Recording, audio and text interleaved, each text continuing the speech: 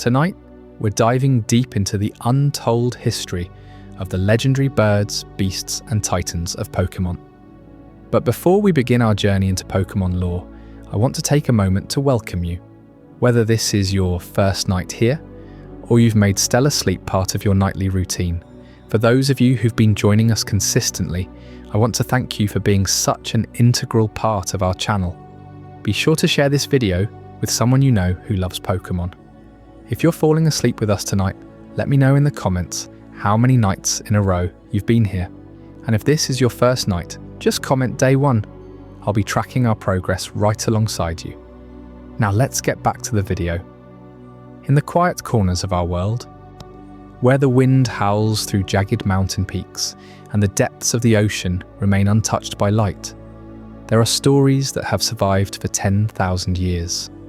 We call them monsters, we call them legends, but to the world of Pokémon, they are the very pillars of existence.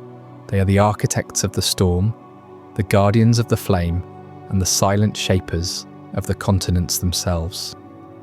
Most trainers know them only as rare entries in a digital encyclopedia or as fleeting shadows in the tall grass, but beneath the surface of the games and the shows lies a tapestry of history so dense and so dark that it has remained largely untold for decades. Tonight, we are stepping away from the bright lights of the Pokémon League and the cheering crowds of the stadium. We're going back to the beginning, to the ancient eras of Kanto, Johto, Itto, Hoenn, and Sinnoh, to uncover the true origin of the legendary trios. Imagine a world where the seasons do not change by the tilt of an axis, but by the beating of a wing. Imagine a sky that only crackles with lightning because a golden bird has decided to claim the clouds as its kingdom. This is the reality of the legendary birds. For 28 years, Articuno, Zapdos, and Moltres have been the faces of elemental power, yet their history is shrouded in contradictions. We were told they were unique, one of a kind, until the snowy peaks of Galar revealed regional variants that challenged everything we thought we knew about their biology. We saw them as mindless forces of nature until a collector named Lawrence III nearly brought the world to its knees by disrupting their balance, proving that these birds aren't just animals. They are the literal anchors of the planet's climate. If one falls, the world freezes. If another rages, the oceans boil. But the mystery only deepens when we turn our eyes toward the burned remains of a tower in Ecruteak City. While the birds represent the raw, unbridled forces of the sky, the legendary beasts, Raikou, Entei, and Suicune, represent the tragic beauty of resurrection. Their story is one of ash and rebirth, born from a localized catastrophe that transformed 3 nameless souls into the immortal avatars of the thunder, the volcano, and the purifying spring. Why did Ho-Oh choose them? What was the price of their new life? They do not sit on thrones or guard islands. They run. They are the eternal wanderers, forever tethered to the land they were once meant to protect, yet moving so fast that human eyes can barely register their presence. They are the ghosts of Johto's past, haunting the present with the weight of a miracle that happened centuries ago. And yet, even these masters of the elements seem small when compared to the heavy, mechanical footsteps of the Titans. Deep beneath the earth, sealed behind braille puzzles and ancient stone doors, lie the Regis. Regirock, Regis, and Registeel are not creatures of flesh and blood. They are golems, crafted from the very crust of the earth by a master architect known as Regigigas. The scale of this history is almost impossible to comprehend. We are talking about a time when the continents were not where they are today, a time when a single colossal entity literally towed the land masses across the ocean using ropes of pure energy. But why were these titans sealed away? Was it because they were dangerous, or was it because humanity feared the power of the one who created them? The history of the titans is a story of fear, of a civilization so terrified of its own guardians that they buried them in the dark, hoping the world would forget they ever existed. Tonight, we're going to piece it all together. We will explore the connection between the silver guardian of the sea, Lugia, and the birds of the islands. We will trace the footsteps of the beasts through the tall grass of Johto and look into the eyes of the giants that shaped the world. This is not just a list of facts or a breakdown of statistics. This is an exploration of the mythic soul of the Pokémon universe. We will look at the ancient engravings that hint at forgotten seasons, the cinematic battles that almost ended the world, and the silent snowy temples where the King of Giants still sleeps, waiting for a worthy trainer to knock on the door. Whether you are here to learn the secrets of the Galar region's cruelest variants, or to understand how 3 Pokémon died in a fire only to become gods, you are in the right place. The world is much older and much more dangerous than the Pokédex lets on. The wind is picking up, the temperature is dropping, and the ground beneath us is starting to tremble.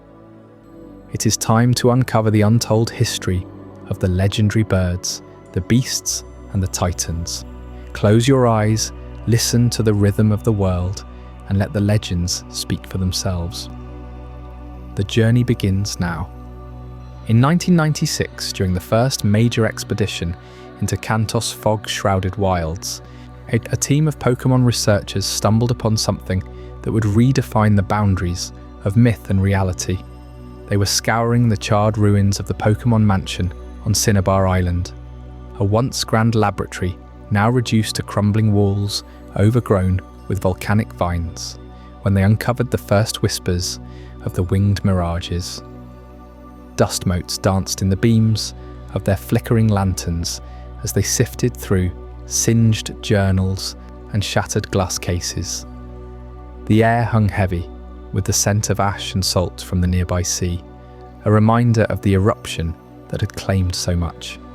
It was there, amid the debris, that they found the cryptic notes scribbled in haste by Blaine, the enigmatic gym leader, whose mind burned brighter than any flame, and Mr. Fuji, the gentle researcher, whose heart bled for every lost soul. Yet Blaine's handwriting was jagged, like lightning etched into paper. He described fleeting shadows on the wing, vast forms slicing through storm clouds over the seafoam islands, their cries echoing like cracking ice over the waves. Articuno, he named the first, a glacial spectre with feathers sharp as frostbite, its presence chilling the air until breath turned to vapour. He'd seen it only once, perched on an iceberg throne, eyes glowing with the cold fury of eternal winter. But by the time his team approached, it had vanished, leaving behind a trail of frozen geysers that defied the tropical heat. Mr. Fuji's notes were softer, more poetic, inked with a trembling hand. He spoke of Zapdos, the thunderbird that nested in the heart of power plants, its plumage crackling with untamed electricity.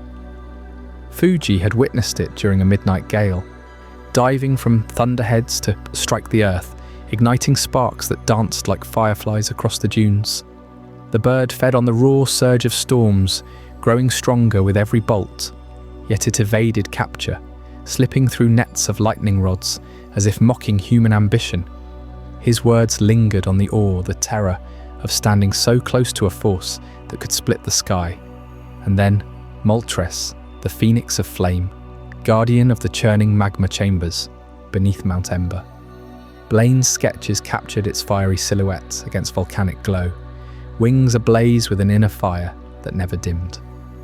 Fuji recounted the heat wave that preceded its flights, how the air shimmered and life bloomed unnaturally in its wake, only for scorching winds to follow.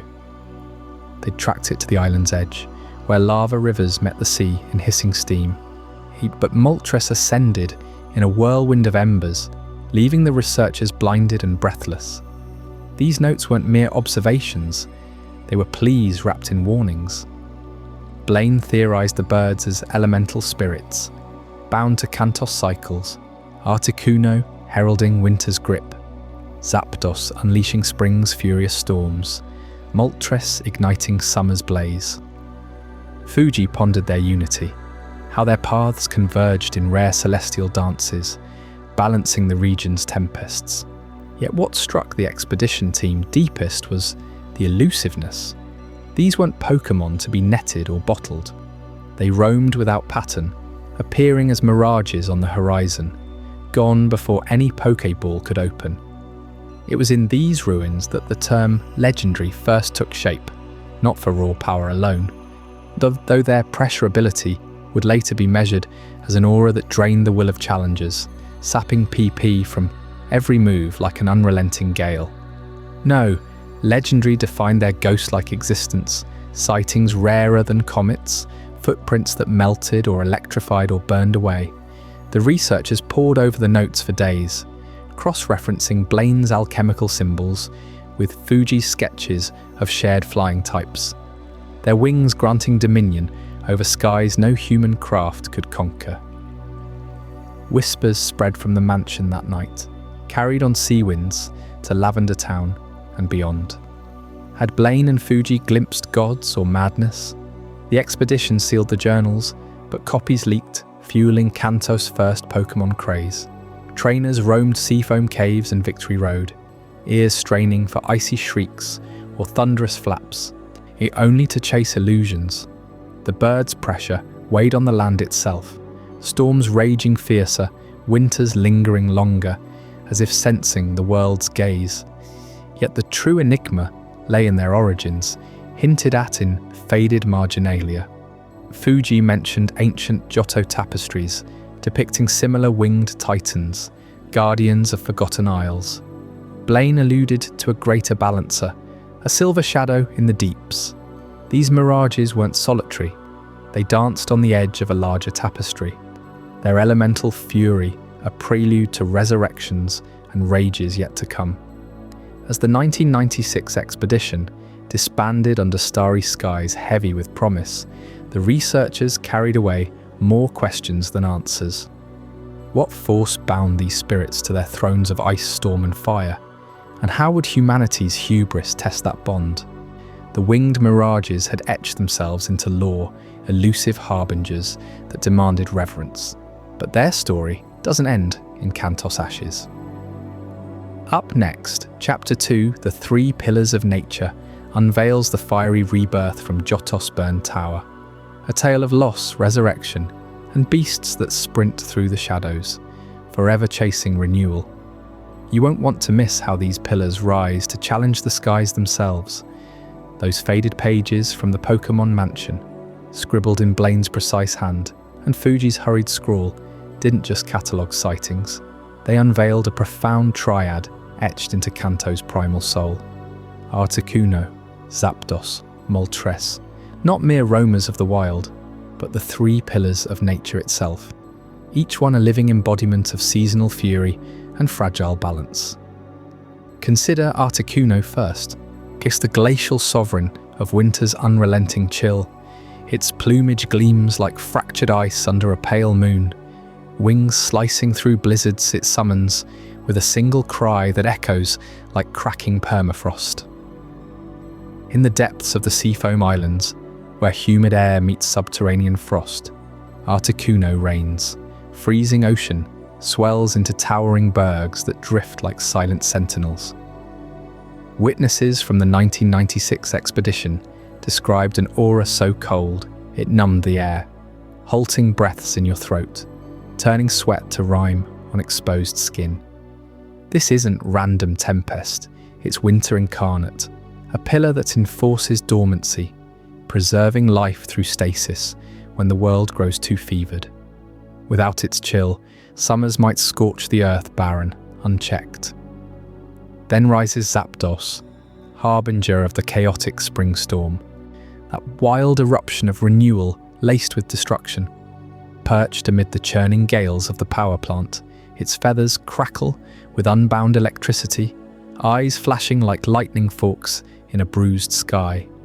Spring isn't gentle bloom, it's violence, thunder shattering winter's grip, floods carving new paths through sodden earth. Zapdos embodies that frenzy, storms that lash coasts, uproot ancient oaks, and ignite the air with ozone's sharp tang. Fuji's notes whisper of it diving through thunderheads, wings trailing ionized trails that magnetize metal for miles, drawing bolts to feast on their fury. Its presence stirs the land awake, but mercilessly, torrents that drown the unwary, winds that howl promises of growth amid ruin, the pillar of transition forever teetering on anarchy, and towering above them, Moltres, hey, the blazing heart of the summer sun, radiant and voracious. Deep in Victory Road's volcanic cradle, or the fiery core of Mount Ember, it soars on thermals of molten rage, tail flames roaring like a perpetual dawn. Summer's essence pulses in its veins, relentless heat baking fields golden, rivers shrinking to mirages, life exploding in fervent cycles of birth and blaze. That crest of living fire warps the horizon, painting clouds in hues of ember and gold, while the air shimmers with waves of dry scorch. Blaine theorized its flights ignite equatorial updrafts, fueling monsoons that sweep the globe. Yet this pillar demands tribute, forests reduced to ash, only to sprout anew from fertile cinders. Together, these three weave nature's rhythm. Chill yields to storm, storm to blaze, blaze cooling back to frost in eternal cadence. But what binds them beyond symbolism? Their shared pressure ability, that enigmatic biological force pulsing from their cores like an invisible gravitational tide. Imagine standing near one. The air thickens, heavy as leaden fog, every breath laboured, your own energy siphoned into the ether. Pressure isn't mere intimidation, it's a physiological marvel, documented in lab analyses from captured specimens in later generations. It emanates as a low-frequency aura, warping atmospheric pressure gradients, compressing oxygen molecules around it. Environments transform. Articuno's domains plummet to sub-zero vacuums, flash-freezing prey. Zapdos generates electrostatic fields that supercharge storms, amplifying lightning 100-fold. Moltres superheats pockets of air, birthing fire whirls that devour landscapes. Researchers puzzle over its origin, perhaps an evolved adrenal response, hyper-concentrated in their colossal frames, or a symbiotic microbiome attuned to elemental flux. In the wild, it drains foes' stamina remotely, but on a grander scale, it terraforms. Islands chilled eternal, power plants eternally electrified, volcanoes perennially molten. This ability hints at deliberate design, guardians engineered to enforce equilibrium, their mere existence recalibrating the biosphere. Delving deeper into Blaine's archived sketches, unearthed from the mansion's sublevels, we find etchings copied from pre-Kanto ruins, ancient engravings worn by eons, depicting not 3, but 4 colossal silhouettes amid swirling seasons. The trio we know dominates: winged frost, storm-beaked fury, solar inferno. Yet a fourth looms faint. He claws like autumn leaves, aflame, third form evoking winds that strip branches bare and herald decay's quiet harvest. Whispers in Johto folklore name it akin to Arcanine, a volcanic hound guarding the falling year, its breath gales of crimson decay that mulch the old for winter's bed. Was it lost to cataclysm, sealed like the Titans, or did humans' hubris erase it? The engravings show chains binding it, symbols matching those on Regigigas' temples, suggesting a continental purge. Fuji speculated their pressure synchronized in quartets originally, a full-cycle symphony now fractured, leaving the world prone to imbalance, errant hurricanes, endless droughts. These pillars didn't roam idly. They anchored Kanto's wilds, their conflicts rippling outward. When harmony falters, as in those mansion logs of synchronized sightings, his skies fracture, blizzards laced with lightning, rains boiling to steam. Fan chroniclers pouring over Generation 8 migrations. Note Galarian variants converging at the Dynatree. Psychic Articuno haunting tundra mists, fighting Zapdos brawling in wild thickets, Dark Moltres prowling armoured isles, their altered pressures twisting regional weathers anew. Yet the core mystery endures. Why 3 pillars when engravings cry 4? What cataclysm sundered the cycle? and what guardian slumbers, waiting to reclaim its vigil. As we trace these elemental threads toward the fateful islands where collectors dared defy the Pillar's pact, the shadows of Shamuti prophecy begin to stir, secrets of a chosen one, balancing titans on the brink of oceanic Armageddon. Those ancient notes from Blaine and Mister. Fuji hinted at more than just the birds' chilling presence or their overwhelming pressure. They spoke of a fragile harmony, where winter's frost, summer's blaze, and spring's furious gales didn't just clash in isolation, but wove the very fabric of the seas themselves. Far across the waves from Kanto's shores, in the sun-drenched orange archipelago, 3 islands stood as eternal sentinels. Fire Island, pulsing with volcanic fury, Ice Island, locked in perpetual freeze, and Lightning Island, where storms brewed endlessly in the sky. These weren't random outcrops of rock and ice. They were the thrones of the legendary birds, each one channeling their essence to cradle the ocean's wild heart. Articuno's icy breath cooled the waters from Ice Island, tempering the heat that Moltres poured forth from Fire Island's molten peaks. Zapdos, perched amid Lightning Island's jagged spires, lashed thunder to stir the currents below, keeping the balance in constant electric motion.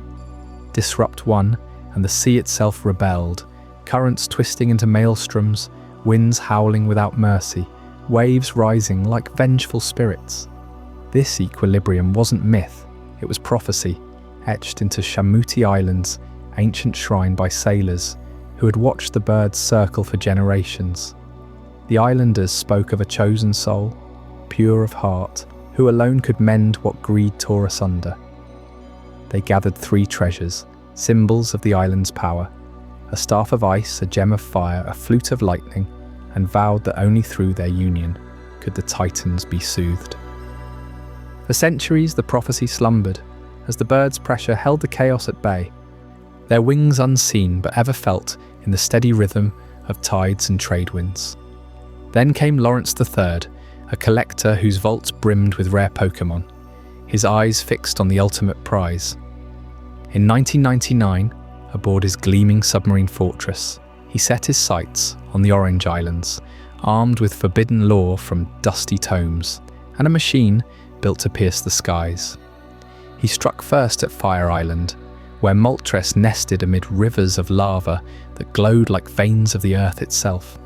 His harpoon-like capture pod pierced the flames, ensnaring the fiery phoenix in a cage of cold steel.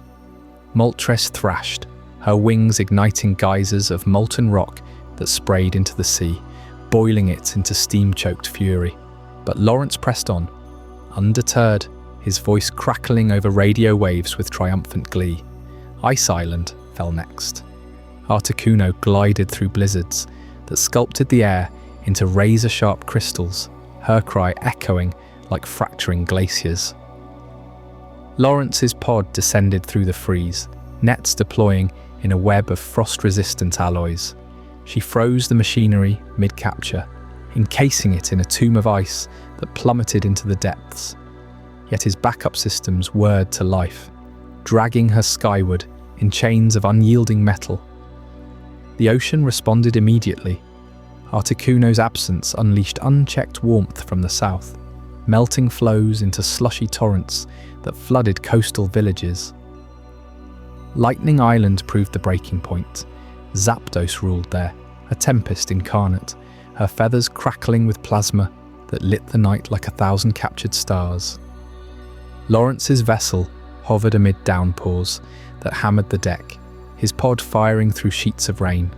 She unleashed bolts that shattered the sky, frying circuits and hurling crewmen overboard into churning waves. But greed fueled his resolve. Captured at last, the trio dangled from his sub, their roars merging into a symphony of rage that shook the archipelago. The balance shattered. Without the birds' triad, the sea turned savage. Fire Island's unchecked heat vaporized waters into hurricanes of superheated steam. Ice Island thawed into cataclysmic floods, bergs carving into tsunamis that swallowed reefs whole. Lightning Island's storms went feral, bolts chaining across the horizon without Zapdos's guiding fury, whipping currents into spiraling vortexes that drag ships to oblivion. Shamuti's shores vanished under 20-foot swells, the prophecy's shrine half submerged, its treasures scattered like forgotten warnings. Islanders fled to higher ground, whispering of the end times as gales stripped palm trees bare and lightning etched blackened scars across the cliffs. Enter the boy from Pallet Town, Ash Ketchum. Not by design, but by the inexorable pull of fate. A child with no grand lineage, only a heart untainted by ambition, he washed ashore on Shamuti amid the pandemonium, his Pikachu sparking defiantly against the onslaught. The elders crowned him the chosen one, pressing the island treasures into his hands. The ice staff, cold as Articuno's gaze, the fire gem, warm as Moltres' wing beat, the thunder flute, humming with Zapdos's untamed pulse. Why him? Because human greed had invited divine fury, and only innocence could bridge the chasm. Collectors like Lawrence saw Pokémon as trophies. The birds embodied primal forces that demanded reverence.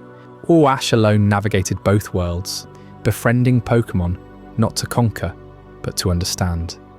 He scaled Fire Island first, dodging lava flows that bubbled like the Earth's angry breath, Moltres' gem pulsing in his grasp to calm her flames. On Ice Island, he traversed crevasses bridged by fragile snow, Articuno's staff melting paths through her glacial wrath.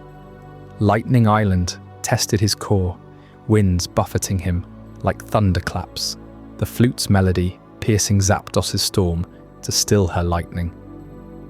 With the treasures united atop Shamuti's peak, Ash stood as the conduit, his voice cutting through the roar, a plea not of command, but harmony. The birds converged, their cries intertwining, not in battle, but release. Lawrence's sub plummeted, his prizes freed, as the Titans realigned the seas, currents settling like exhaling giants. Yet whispers lingered in the aftermath. Lawrence vanished into legend, his machine rusting on the seafloor, a testament to hubris. The prophecy endured, etched deeper. The chosen one wasn't a king or sage, but proof that greed's shadow yields only to unyielding purity. The birds returned to their islands, their pressure restoring the delicate weave of frost, flame and bolt. But the ocean remembered, its depths murmuring of greater guardians roused from slumber. And as the waves quieted that night in the Orange Islands, something vast stirred far below, its silhouette eclipsing the moon. A sea titan burdened with an even heavier duty. One we'll uncover in Chapter 4. The Great Sea Guardian's Burden. What ancient vow compels it to answer such chaos, and at what cost to the world above? Yet as the skies above Shamuti Island tore open with the fury of unchecked elements, fire clashing against ice, lightning ripping through the storm, a colossal shadow rose from the churning abyss below. That was no ordinary disturbance. It was the call of the great sea guardian himself, Lugia, plunging into the fray to reclaim harmony from the brink of oblivion. Lugia, the diving behemoth, whose wings span wider than the mightiest galleons of old Johto sailors, doesn't merely watch over the seas, he commands them. In the ancient scrolls etched into Whirl Island's cavern walls, he's revered as the master of the birds, the unseen conductor orchestrating their elemental symphony across the world's vast oceans. Picture the legendary birds not as lone wanderers, but as instruments in his grand score, Articuno's glacial trill slicing through winter gales, Zapdos's thunderous crack echoing summer tempests, Moltres' fiery crescendo igniting equatorial dawns. Without Lugia's guidance, their melodies devolve into cacophony, summoning tidal cataclysms that could swallow coastlines whole. Yet his burden runs deeper, woven into the very pulse of Johto's waters. Those migration patterns you've glimpsed in the roamers of Kanto and beyond, they're no random flights.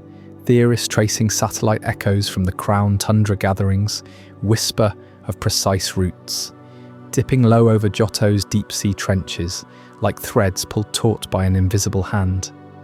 the Whirl Islands. Trench plunging miles into darkness aligns perfectly with Articuno's southward arcs from the frozen peaks. Zapdos's erratic spirals mirror the volatile currents snaking from the Pokémon League's shadowed bays. And Moltres. His spirals hug the volcanic rifts off Kianwood, where magma bubbles challenge the cold embrace below. Lugia, perched in his submerged eyrie within those trenches, times their passages, ensuring the bird's elemental discharges recharge the ocean's hidden ley lines. Vast conduits of psychic energy that stabilize Johto's seismic underbelly. This isn't mere speculation born of fan scrolls. The Pokémon Research Laboratory's archived hydrophone logs from the late 1990s capture it. Low-frequency hums rising from the depths precisely when the birds converge. Lugia's psychic resonance, they posit, sinks their flights to these trenches, preventing elemental overloads that could fracture the continental shelf. Disrupt one bird's path, as Lawrence III so recklessly did, and the symphony falters, currents reverse, whirlpools birth from nowhere, and the Guardian must intervene. But how does he quell such titans? Enter the Silver Wing, that shimmering relic not of silver at all, but of an otherworldly alloy, feather-light yet impervious to the fiercest gales. Crafted in Johto's mythic forges, or so the oral traditions of Ecruteak elders claim, its mechanics hide in plain sight, etched with runes that pulse in rhythm with Lugia's heartbeat, hold it aloft during a crisis, and it becomes a beacon, channeling the Guardian's aerokinetic waves into a focused summons. In the Orange Islands maelstrom, young Ash discovered this firsthand. The wing, retrieved from Fire Island's heart, didn't just call Lugia, it attuned him, amplifying his latent song, a psychic melody that resonates on frequencies only the birds can hear.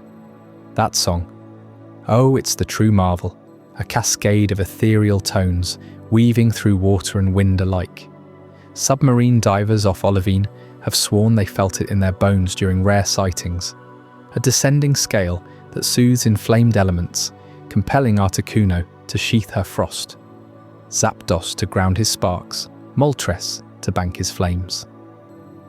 Scientifically, it's Lugia's pressure ability magnified 1,000-fold, a sonic pressure wave that reprograms the bird's primal instincts, reminding them of their roles in the symphony. Without it, their gales could rival Regigigas's continental heaves. With it, harmony restores, oceans calm, skies clear. Lugia's interventions, though, come at a cost, the burden etched into his silvery hide.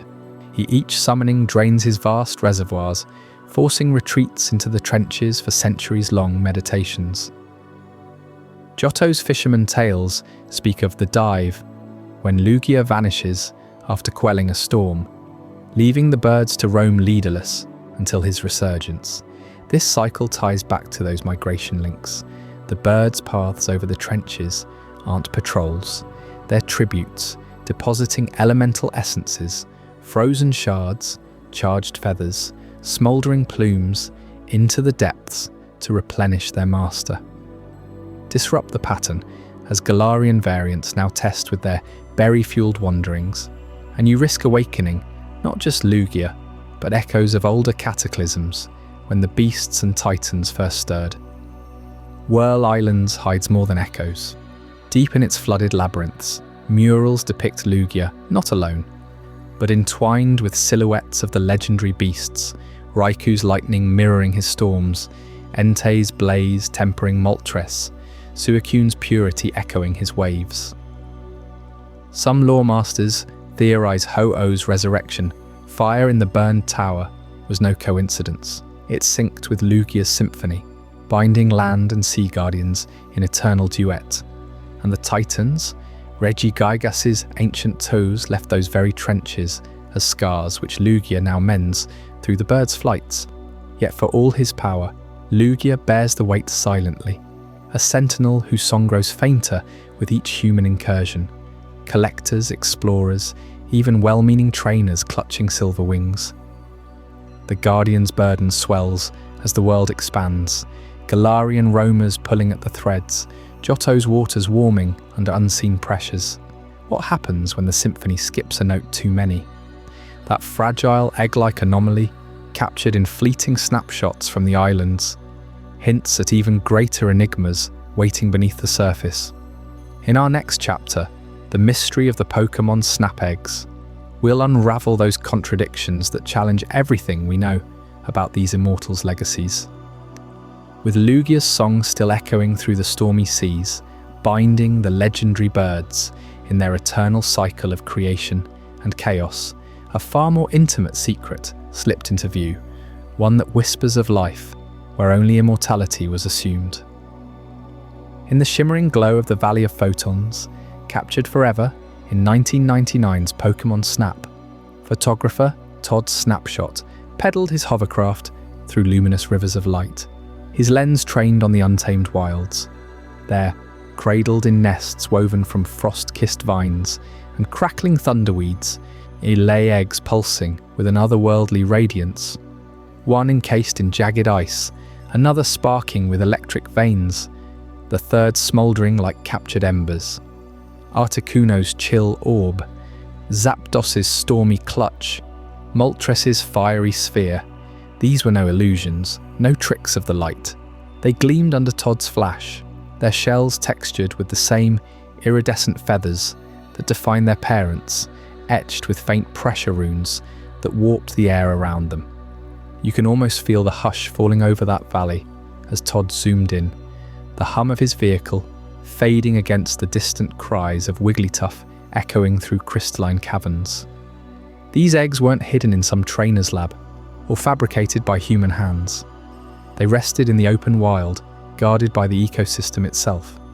Pikachu darting nervously nearby, Executor swaying like ancient sentinels. The game's developers at HAL Laboratory embedded this discovery deep into the code, a deliberate nod to players who lingered long enough to explore every nook. 0-point Apple Health Pidgeotto flitted overhead, but it was these eggs that halted progress, demanding a double tap of the shutter to immortalize them.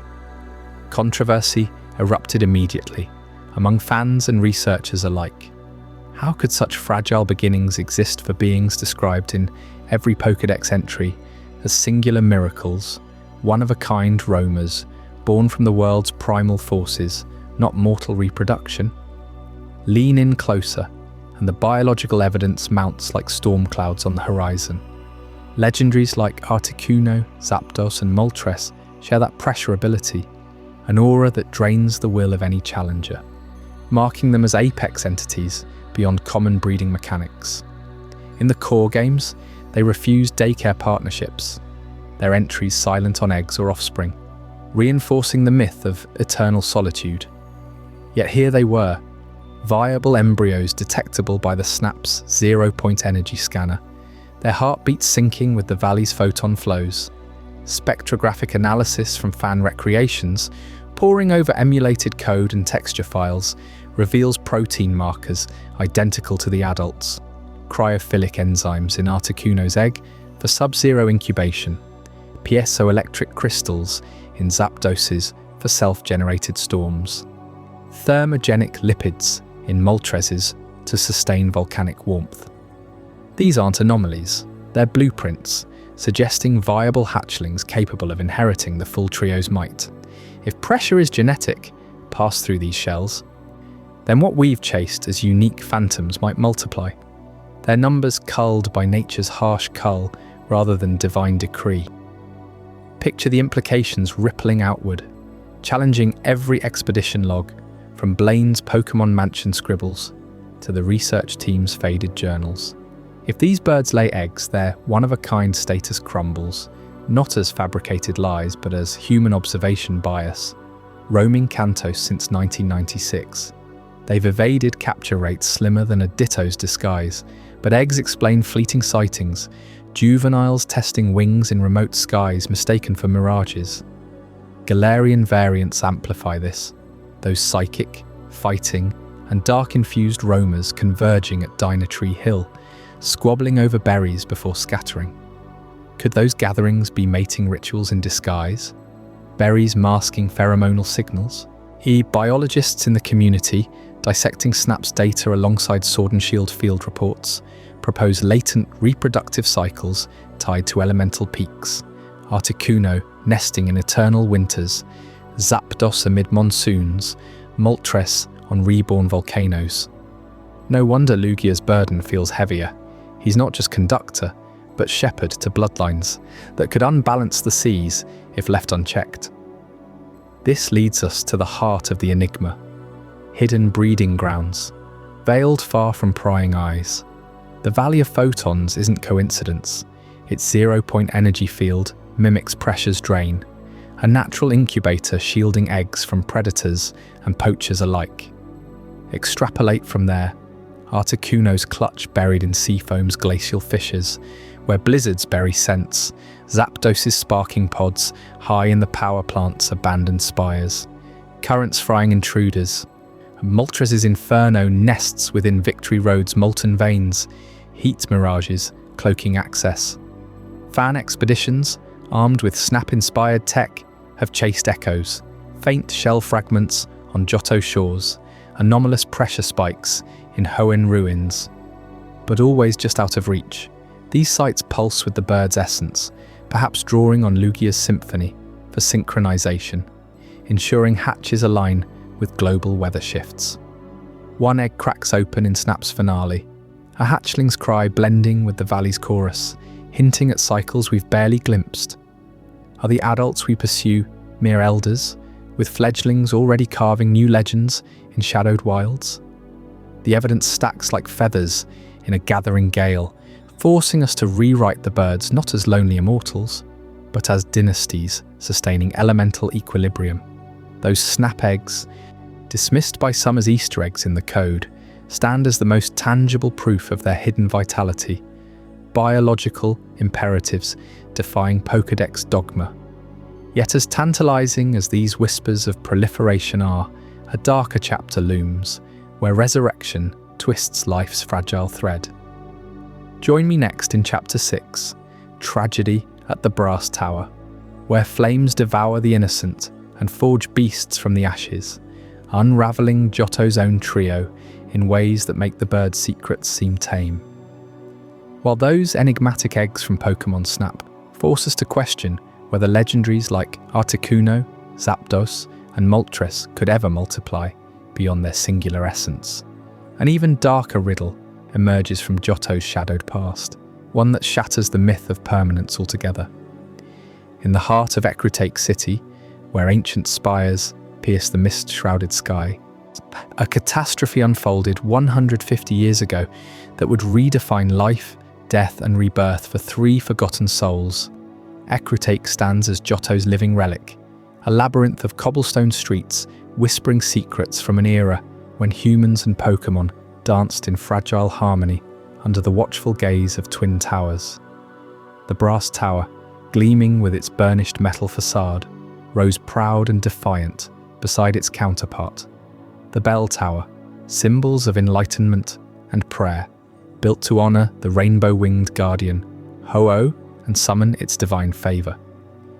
Legends say the city itself sprouted from these pillars, drawing pilgrims who offered incense and chimes to coax prosperity from the heavens.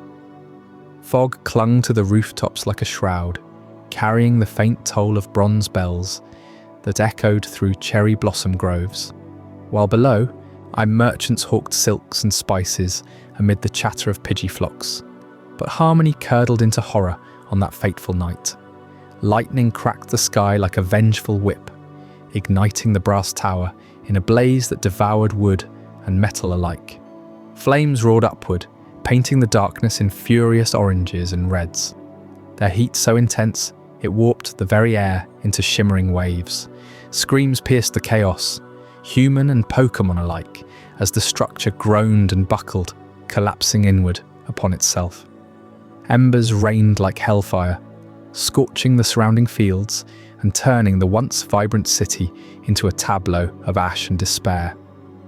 Eyewitnesses, those who survived the inferno's edge, spoke of a howling wind that fed the fire's hunger, as if the storm itself conspired in the destruction. trapped within the tower's heart were 3 Pokémon, nameless wanderers drawn to its warmth on that stormy eve. No grand titles adorned them then. They were ordinary creatures, humble in their anonymity. One crackled with untamed electricity, its fur standing on end like furled lightning, eyes wide with the wild spark of untethered storms. Another brimmed with volcanic fury, its mane flickering like molten rock, breath heavy with the scent of smouldering earth. The third flowed with crystalline purity, its form sleek and unyielding, carrying the cool whisper of untouched springs. They huddled together, not yet beasts of legend, but kin seeking shelter. Perhaps a growling spark, a fiery pup, and a watery sprite, their bonds forged in the tower's fleeting sanctuary. As the flames claimed them, their cries faded into silence, swallowed by the crackling pyre. The city mourned, but whispers spread of a greater loss, the desecration of a holy site, punishment for human hubris or divine caprice. Ecruteak rebuilt in fits and starts, the charred husk of the brass tower, now forever the burned tower, standing as a blackened scar, its ruins crawling with ghastly and haunter, drawn to the echoes of tragedy. Pilgrims shunned it, fearing the spirits of the perished, while sages pored over scrolls, piecing together the why of it all. Was it mere lightning, or the meddling of envious forces? The tower's fall marked a pivot in Johto's timeline, from an age of ascension to one haunted by what was lost. Yet loss in the Pokémon world proves no final verdict.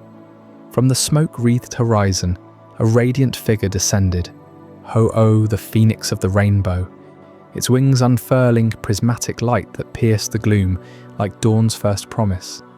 Eyewitnesses, trembling in the aftermath, described a being of impossible splendor, feathers shimmering in 7 hues, tail feathers trailing sparks of rebirth, its cry a melody that quelled the dying embers. Ho-Oh circled the ruins thrice, eyes glowing with otherworldly judgment, before unleashing a torrent of sacred flame, not destruction, but renewal. The air hummed with power, charged as if the world held its breath, and from the ashes stirred new forms. The legendary beasts, Raikou, Entei, and Suicune, risen not as they were, but exalted. This act of resurrection ripples with profound questions. In a world where Pokémon bonds hinge on trust and growth, does Ho-Oh's intervention blur the line between creator and tyrant? Those 3 nameless ones perished as mortals, their essences scattered to the winds. Could Ho-Oh have simply willed new life from nothing, or did it weave their souls back from oblivion, imprinting them with purpose? Johto's lore cautions against such power. The beasts now roam eternally, untamed and restless, their rebirth a double-edged gift. They sprint across plains and peaks, Raikou summoning thunderclaps that split the sky, Entei erupting volcanoes in passionate fury, Suicune trailing auroras of purified water that heal poisoned lands. But freedom comes laced with isolation. No mates, no nests, forever chasing the horizon as penance or privilege. Scholars debate the ethics endlessly. Resurrection defies the natural cycle. Fossils revive ancient kin in labs, but Ho-Oh's miracle feels raw, divine, unasked. Did those Pokémon consent in their final moments, or were they conscripted into legend? The burned tower remains a pilgrimage site for the bold, where trainers swear they've glimpsed spectral forms mirroring the beasts, hinting at unresolved echoes. And the bell tower stands vigilant opposite, empty throne, awaiting Ho-Oh's return. A reminder that even gods tread perilous paths. As the beast's thunderous rebirth echoes through Johto's legends, their full awakening demands a closer gaze, one that unveils the fury and grace they unleashed upon the world. Join me next in Chapter 7, Rebirth of the Beasts, where we'll chase their lightning across the plains and uncover the storm they ignited. From the heart of that cataclysmic blaze in Ecruteak City's brass tower, where 3 innocent Pokémon met their untimely end amid crumbling timbers and choking smoke, a divine intervention shattered the finality of death itself. Ho-Oh, the majestic rainbow Pokémon, an eternal guardian of Johto's skies, sensed the tragedy unfolding below. Its wings shimmering with the colours of a perpetual dawn, sliced through the storm clouds that had gathered over the ruins. Eyewitness accounts from ancient scrolls describe a radiant glow piercing the night, as if the sun had descended prematurely, bathing the charred remains in ethereal light. Those three nameless souls, their forms reduced to ash and embers, began to stir, not as they once were, but reborn, transfigured by Ho-Oh's resurrection, flames into something far greater. The first to rise was the embodiment of the disaster's furious prelude, the lightning strike that ignited the horror. Sparks danced across the tower's skeletal frame, crackling with unrestrained fury as a sleek, muscular form coalesced from the electrified haze. Raikou emerged, its golden fur crackling with static, eyes glowing like twin thunderstorms. Every step sent bolts arcing into the ground, scarring the earth with fresh craters. This beast captured the raw, unpredictable wrath of the heavens that had first rent the sky, birthing the fire below. Raikou's speed blurred the line between beast and bolt, a living surge of electricity that could outpace the wind itself, forever chasing the echo of that initial cataclysm.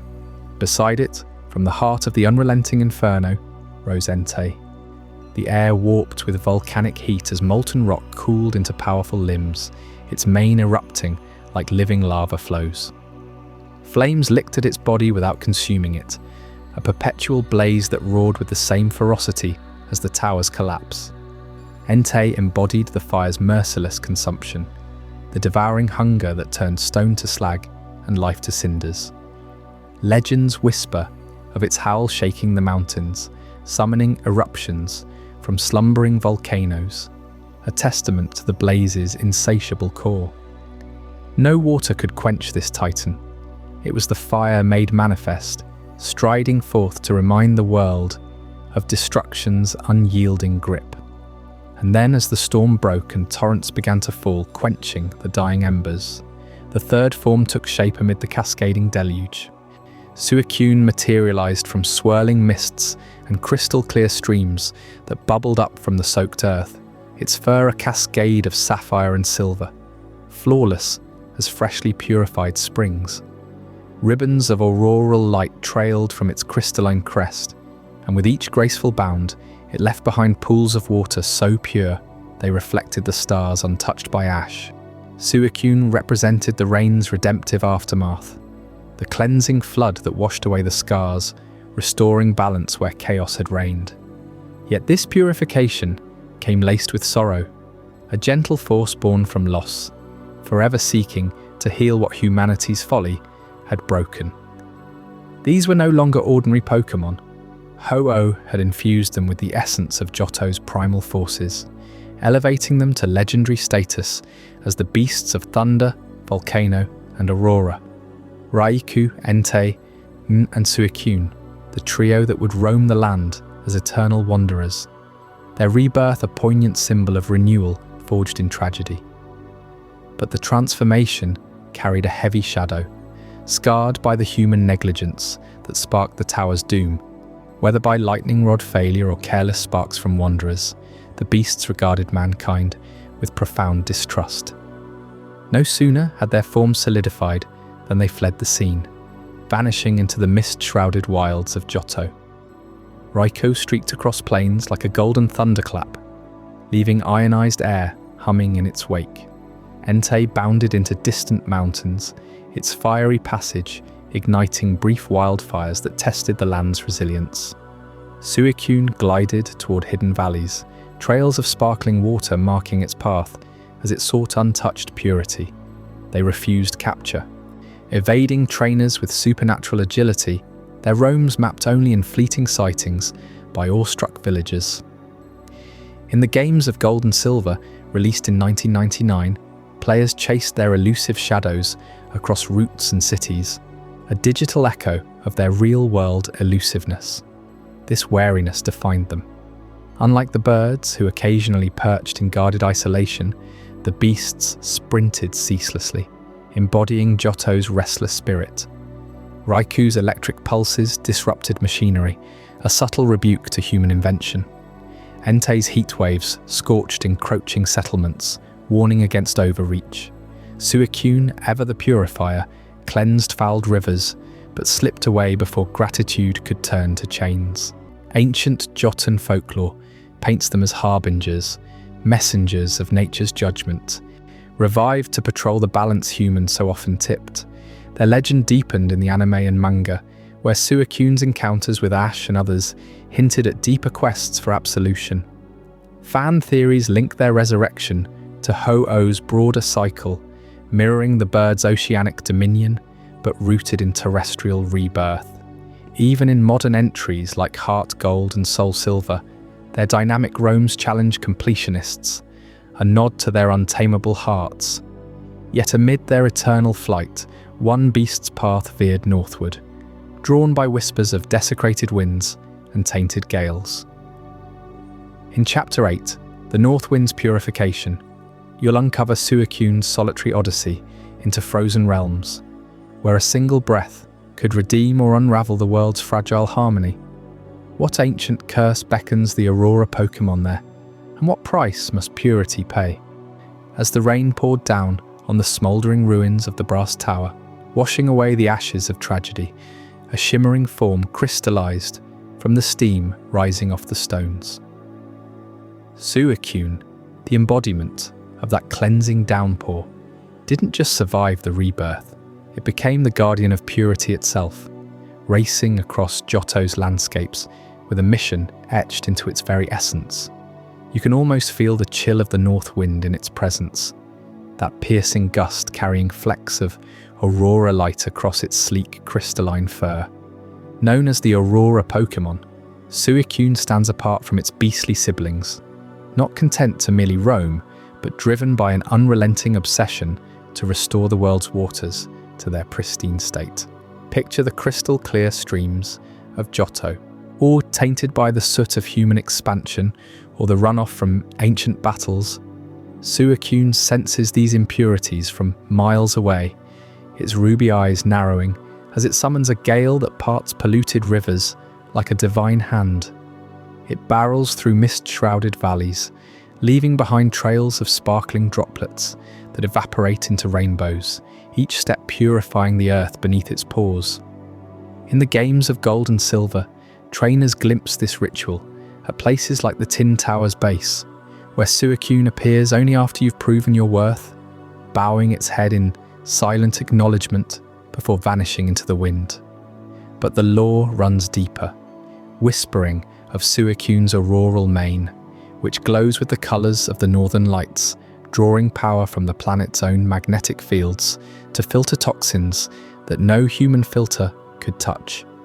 This isn't random wandering, it's a deliberate patrol, a ceaseless cycle where Suicune crests mountains and dives into hidden grottos, exhaling breaths that turn murky ponds into mirrors reflecting the stars. Witnesses in Johto's folklore describe how villages on the brink of drought or disease awaken to find their wells bubbling with fresh spring water overnight, the air humming with the faint echo of a distant howl. Suicune doesn't hoard its power, it shares it, embodying nature's quiet insistence on renewal, even as industrialization creeps closer. And yet, for all its elusive grace, Suicune has drawn one mortal soul into its eternal chase. Ucine, the enigmatic scholar, whose life has been a tapestry woven around the North Wind's whisper. Born in the shadowed alleys of Celadon City, Ucine grew up poring over crumbling scrolls in the Goldenrod Game Corner's underground library, where tales of the legendary beasts first ignited his fervour. He saw Suicune not as a mere Pokémon, but as the North Wind incarnate, a spirit reborn from the tower's flames to atone for the world's sins through purification. From his first sighting, a fleeting silhouette against the aurora over Route 39, Ucine abandoned everything. He traded his research robes for traveller's cloaks, dyed in deep indigo, crafting a silver flute etched with runes said to mimic Suacune's howl. For decades, he tracked its path, from the frosted peaks of Icepath, where icicles refract its light into prisms, to the serene shores of Cianwood City, where waves crash cleaner after its passage. Eugene speaks of it in hushed tones during rare interviews in the Pokémon Center lounges. His eyes alight with the same fanatic gleam.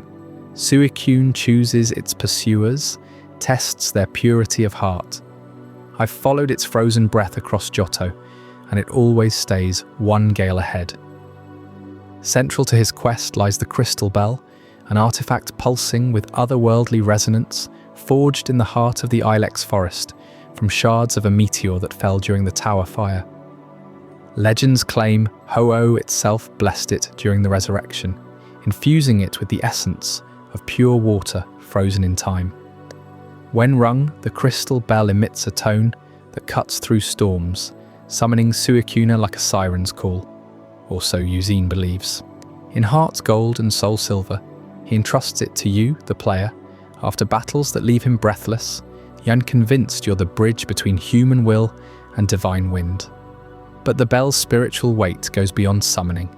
It's a symbol of atonement, its chimes echoing the rain that quench the brass tower's blaze, a reminder that purification demands sacrifice. Eugene carries it through blizzards and monsoons, tolling it at sacred shrines like the Belkheim Trail, where the sound blends with wind chimes to create harmonies that heal poisoned Pokémon in nearby grass.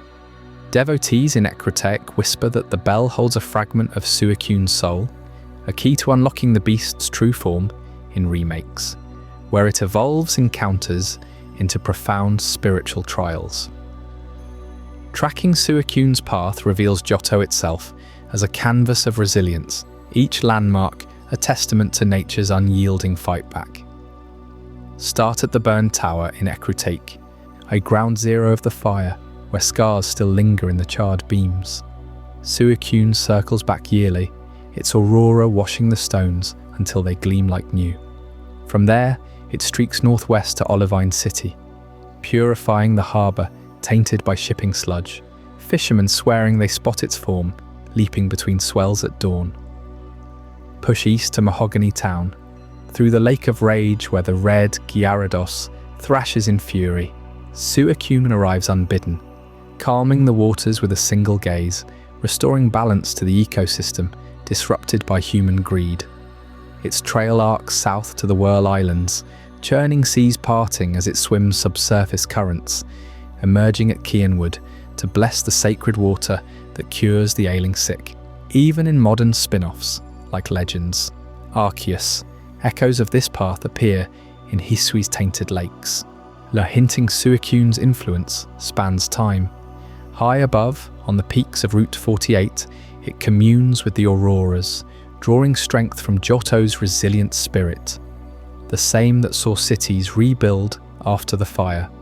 Forests reclaim burned earth. Villages along its route hold festivals, with wind chimes mimicking the crystal bell, offerings of fresh water poured into streams as thanks. Suicune's roams aren't aimless. They're a map of endurance, showing how even after catastrophe, purity prevails, one purified droplet at a time. Eugene's pursuit mirrors this, a human echo of the beast's drive, his footsteps wearing paths parallel to paw prints across grassy plains and icy trails. He's been spotted in Pokémon Stadium showdowns, flute in hand, challenging trainers who dare claim Suicune as their own. In the anime's episodes, his obsession peaks during the Crystal Bell's toll, drawing Suicune into a dance of wind and light that leaves onlookers awestruck. The air thick with mist that smells of mountain springs. Yet for all the chases and chimes, Suicune remains untamed, a symbol that true purification can't be captured, only witnessed. Its north wind sweeps away not just filth, but doubt, reminding every soul in Johto that resilience flows eternal, like the cleanest river carving stone. But as Suicune vanishes into purifying gales, the shadows of thunder and magma stir elsewhere across the land, their roams hiding darker secrets. Up next, Chapter 9, Thunder and Magma, the Roaming Shadows. Before we dive deeper into this incredible journey, I'm curious, where in the world are you watching this from?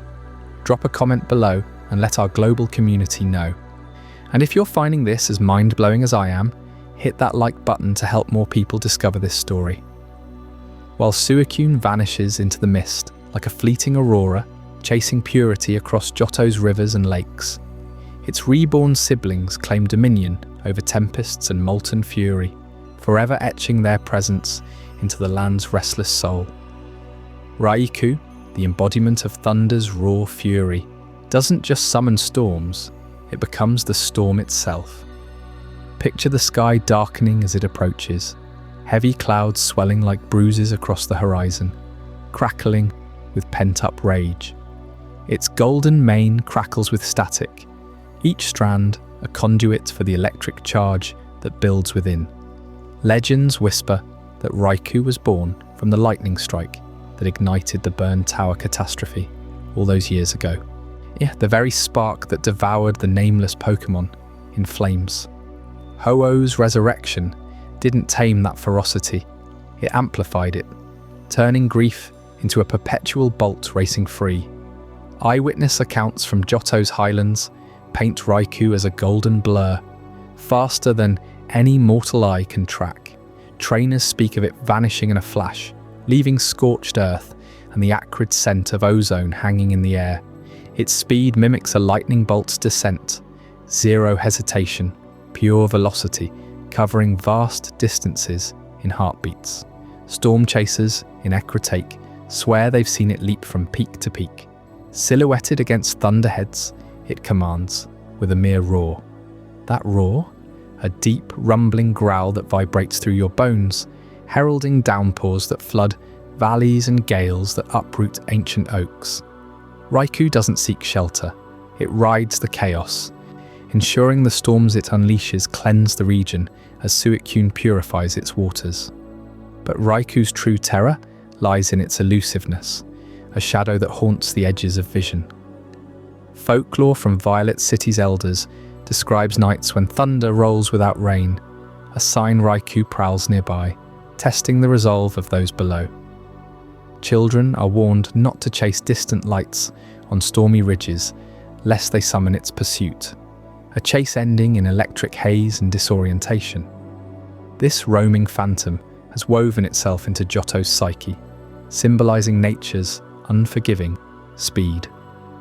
Farmers mark their calendars by its passages, praying for mercy on harvest moons, while poets liken it to fleeting ambition, gone before you grasp it. In a region scarred by fire's memory, Raikou reminds all that lightning's wrath strikes without warning, fostering a collective vigilance that binds communities in shared awe and dread. Shifting from the sky's fury to the earth's simmering heart, Entei emerges as magma incarnate, a beast forged in volcanic rebirth. Where Raikou dances on storm fronts, Entei slumbers beneath mountains until the ground trembles and splits. Its legend ties directly to Johto's fiery cataclysm, the inferno that consumed the tower. But ancient myths stretch further, claiming Entei rises anew from every volcanic eruption across the world. In the smouldering craters of distant lands, like Cinnabar, or even Hoenn's peaks, witnesses report a silhouette bursting from fresh lava flows, cream fur singed black at the edges, eyes glowing like embers. Is it the same Entei, eternal wanderer, or does each cataclysm birth a successor, carrying the volcano's rage into the wilds? Entei's form radiates heat.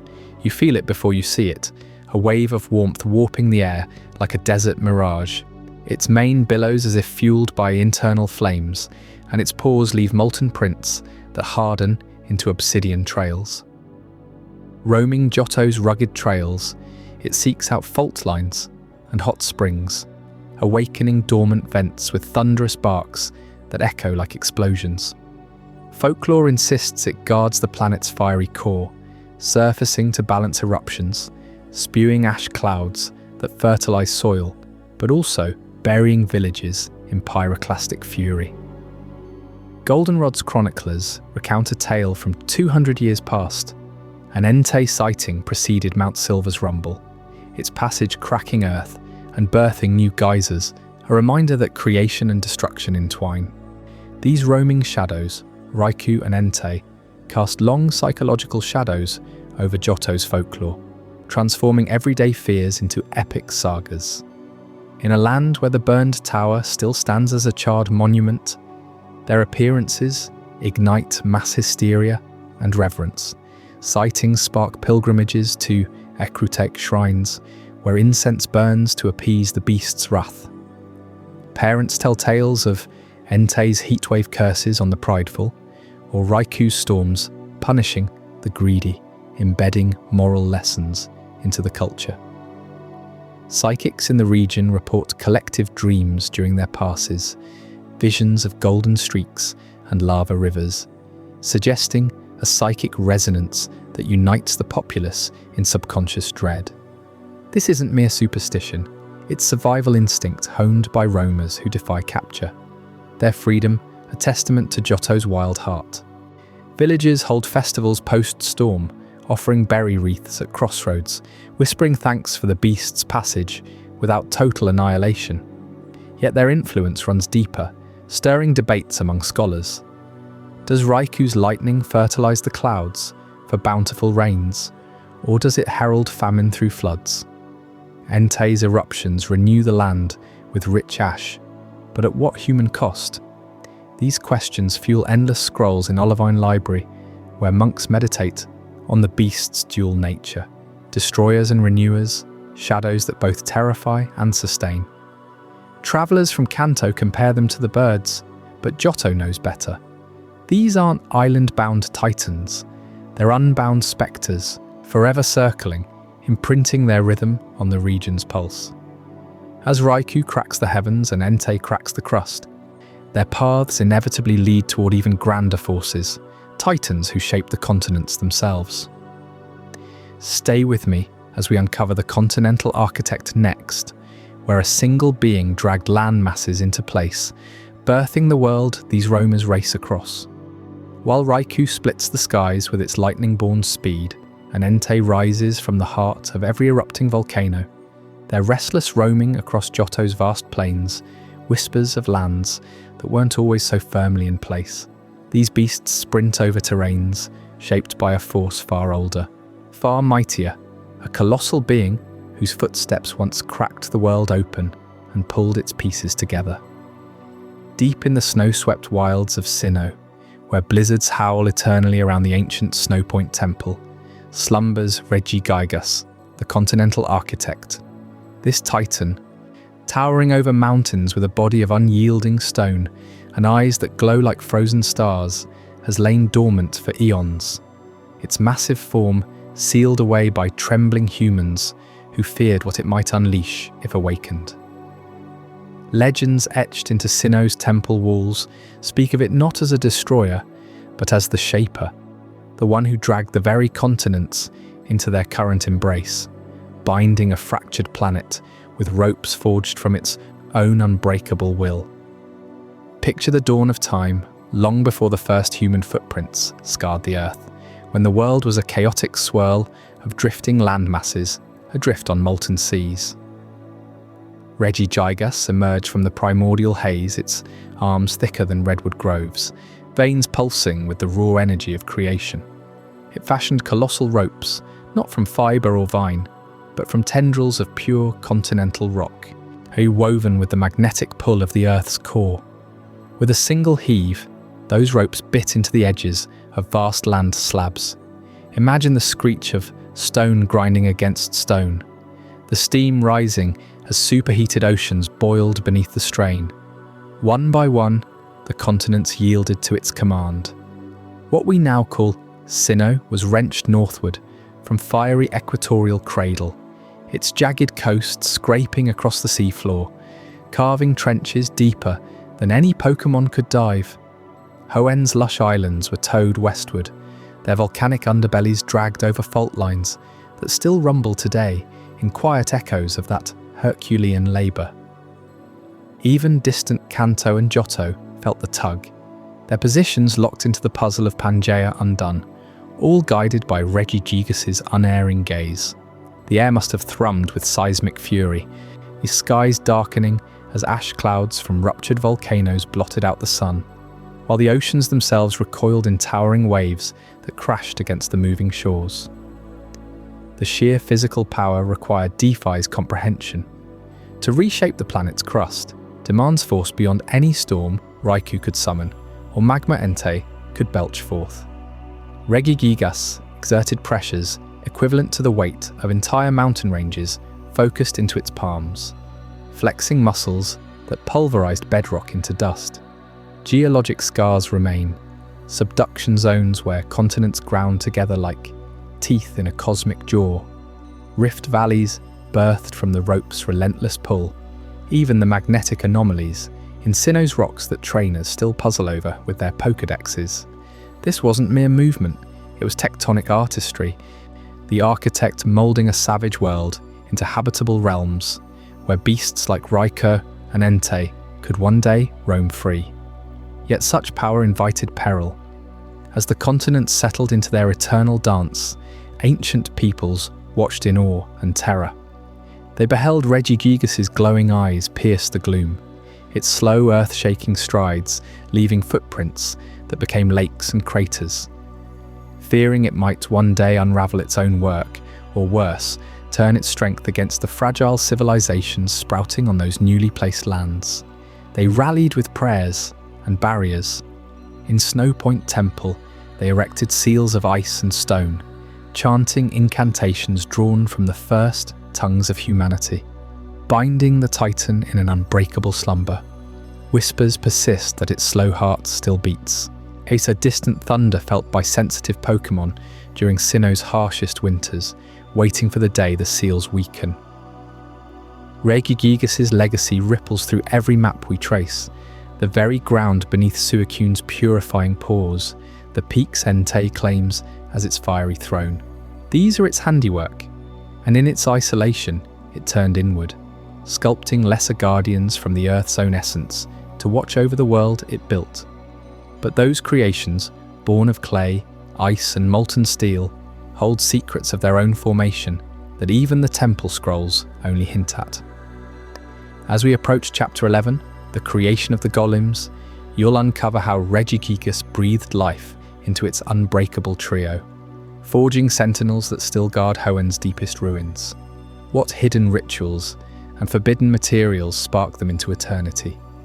With the continents finally locked into their eternal positions, ropes frayed and discarded like forgotten lifelines, Regigigas stood alone atop the newborn world. This colossal architect, whose every step had reshaped the seas and mountains, now faced an emptiness deeper than any ocean trench. The winds howled across barren plains, carrying no voices but his own echoing roars. No companion stirred in the shadows of his shadow. No equals matched his gaze across the horizons he had forged. Loneliness, that quiet devourer, settled into his massive frame like frost on stone. In this primordial solitude, Regigigas turned his immense power inward, not to destroy, but to create life from lifelessness.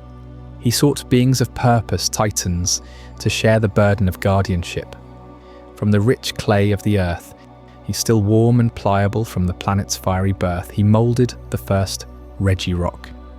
Picture those colossal hands, veined with glowing energy, kneading the soil of ancient riverbeds and shattered bedrock. Layer by layer, he sculpted a form, unyielding as the mountains themselves. Joints of compacted granite, a body riddled with crystalline fissures that hummed with latent strength.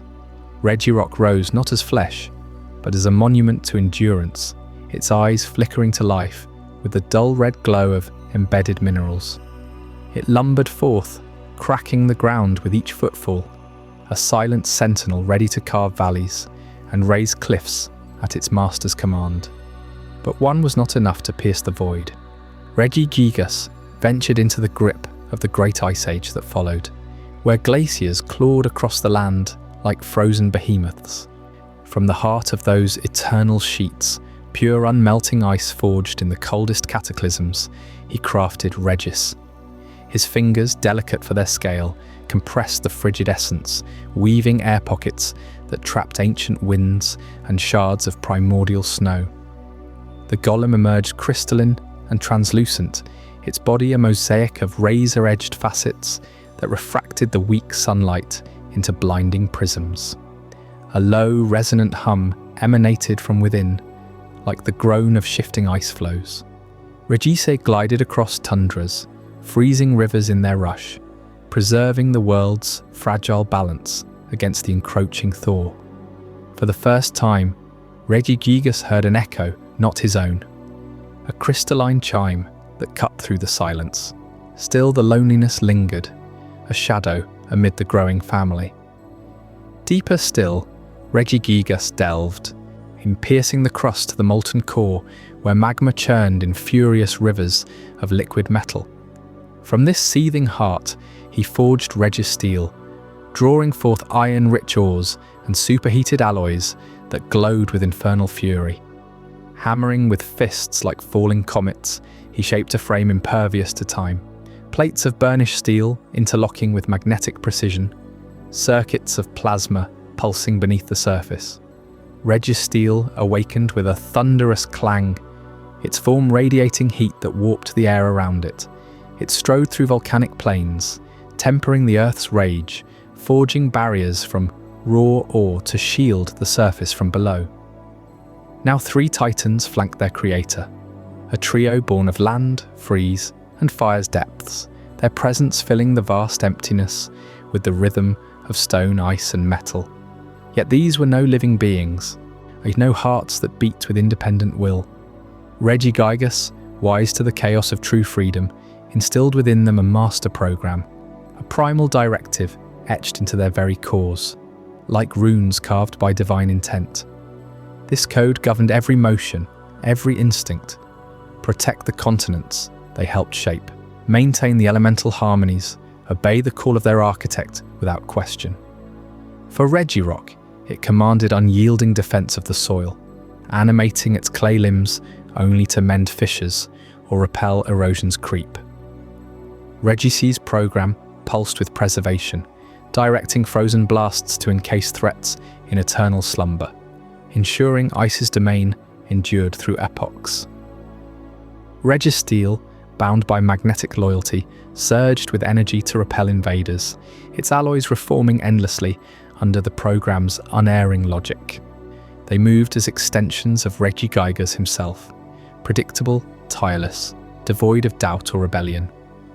In their synchronized patrols, the loneliness began to fade, replaced by the symphony of their labors echoing across the young world. These golems roamed the reshaping lands, their footsteps etching legends into the bedrock. Regirock delved into earthen realms, compressing sediments into unbreakable fortresses, while whispers among early life forms spoke of caverns sealed by its passing.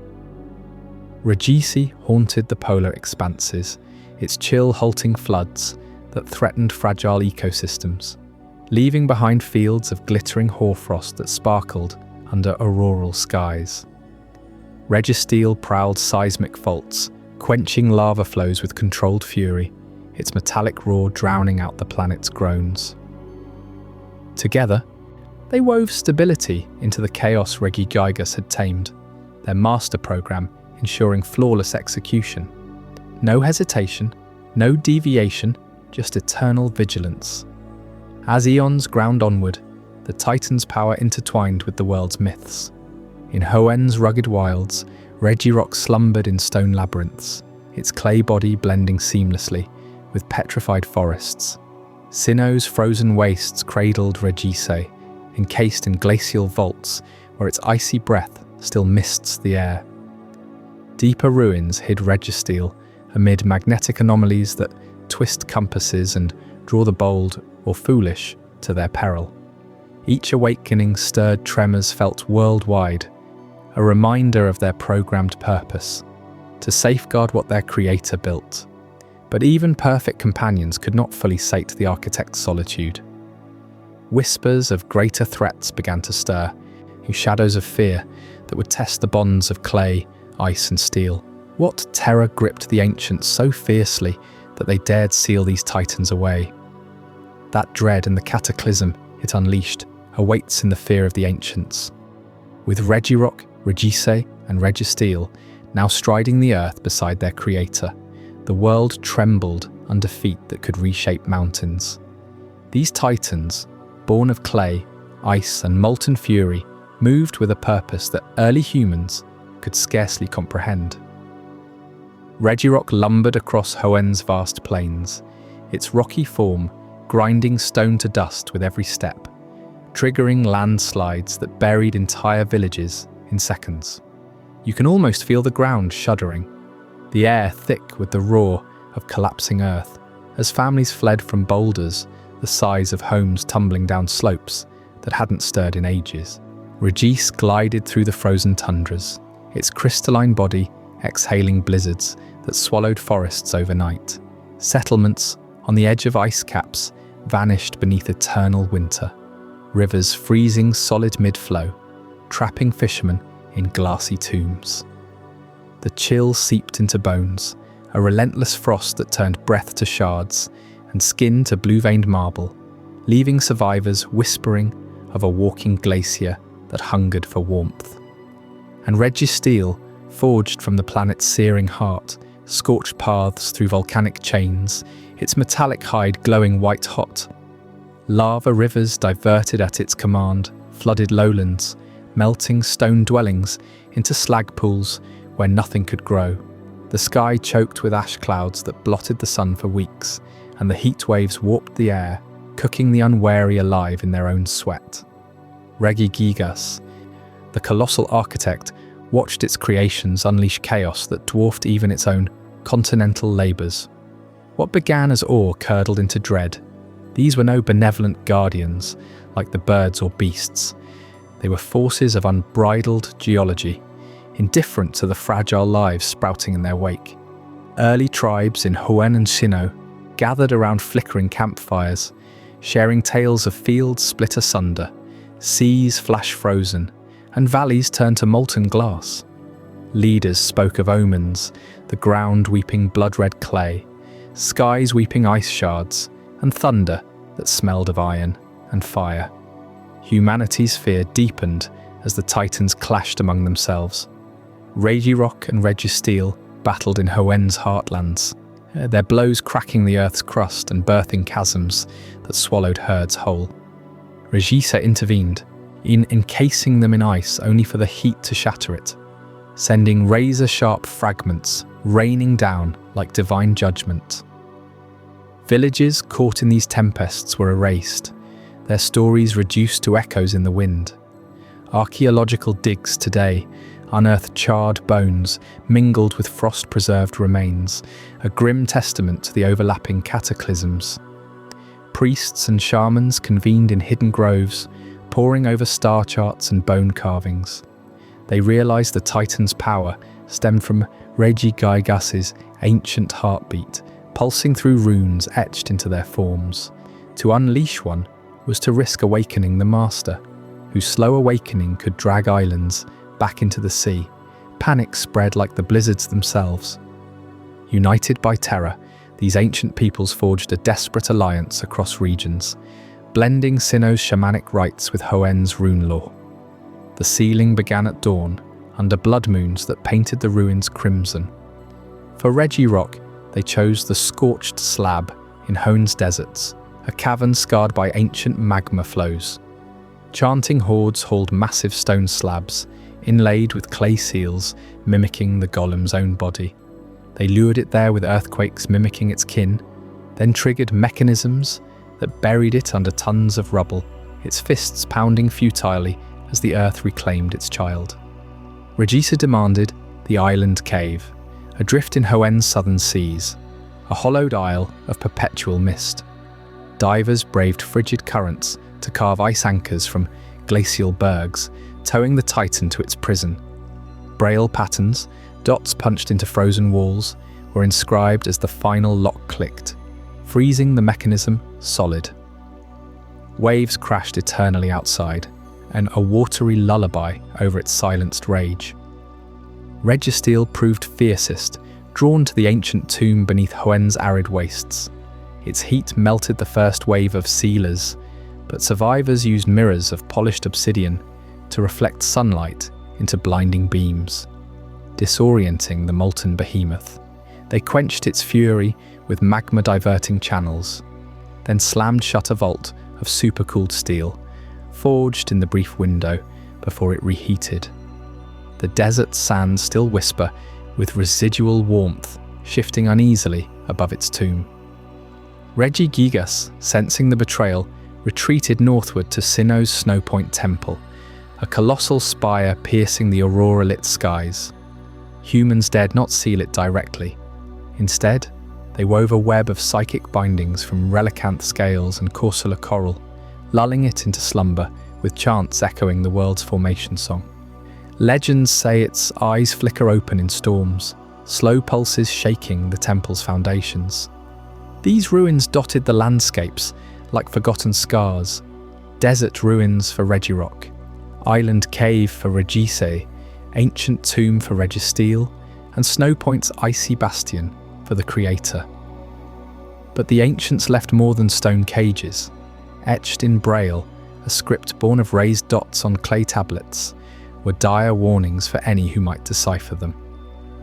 Who is the possessor of the morning? One reads at Regirock's threshold, a riddle guarding the seal. Inside Regis's cave, it was shut away by people long ago, evoking isolation's chill. Registeel's tomb demands, take the light far away to open the seal, a test of cunning amid the dark. Scholars in modern times pored over these inscriptions, here first decoded in the ruins of Hoenn during expeditions around 2003. The dots, felt by fingertips in the gloom, revealed not just locations, but prophecies. Awaken one titan, and the balance fractures. Disturb the master, and continents drift anew. These messages weren't mere labels, they were screams across millennia, etched by hands blistered from toil, pleading with descendants to let the titans sleep. Communities revered these sites as holy ground, offering berries and relics at braille altars, fearing the golems stirring in earthquakes or thaws. Folklore spread of titan quakes, tremors blamed on restless fists beneath. Even today, trainers whisper of pressure spikes in battles near the ruins, as if the ancients' fear lingers in the air. Yet curiosity gnaws eternal. What secrets do those braille trails hide deeper within, leading to sealed chambers where the true warnings unfold? In the next chapter, the braille trail and the sealed chamber will trace those dotted paths to revelations that could shatter the silence forever. With the titans safely entombed in Hoenn's forgotten corners, the ancients didn't simply walk away. They etched their warnings and their contingencies into stone, crafting labyrinths of riddles that only the worthy might unravel.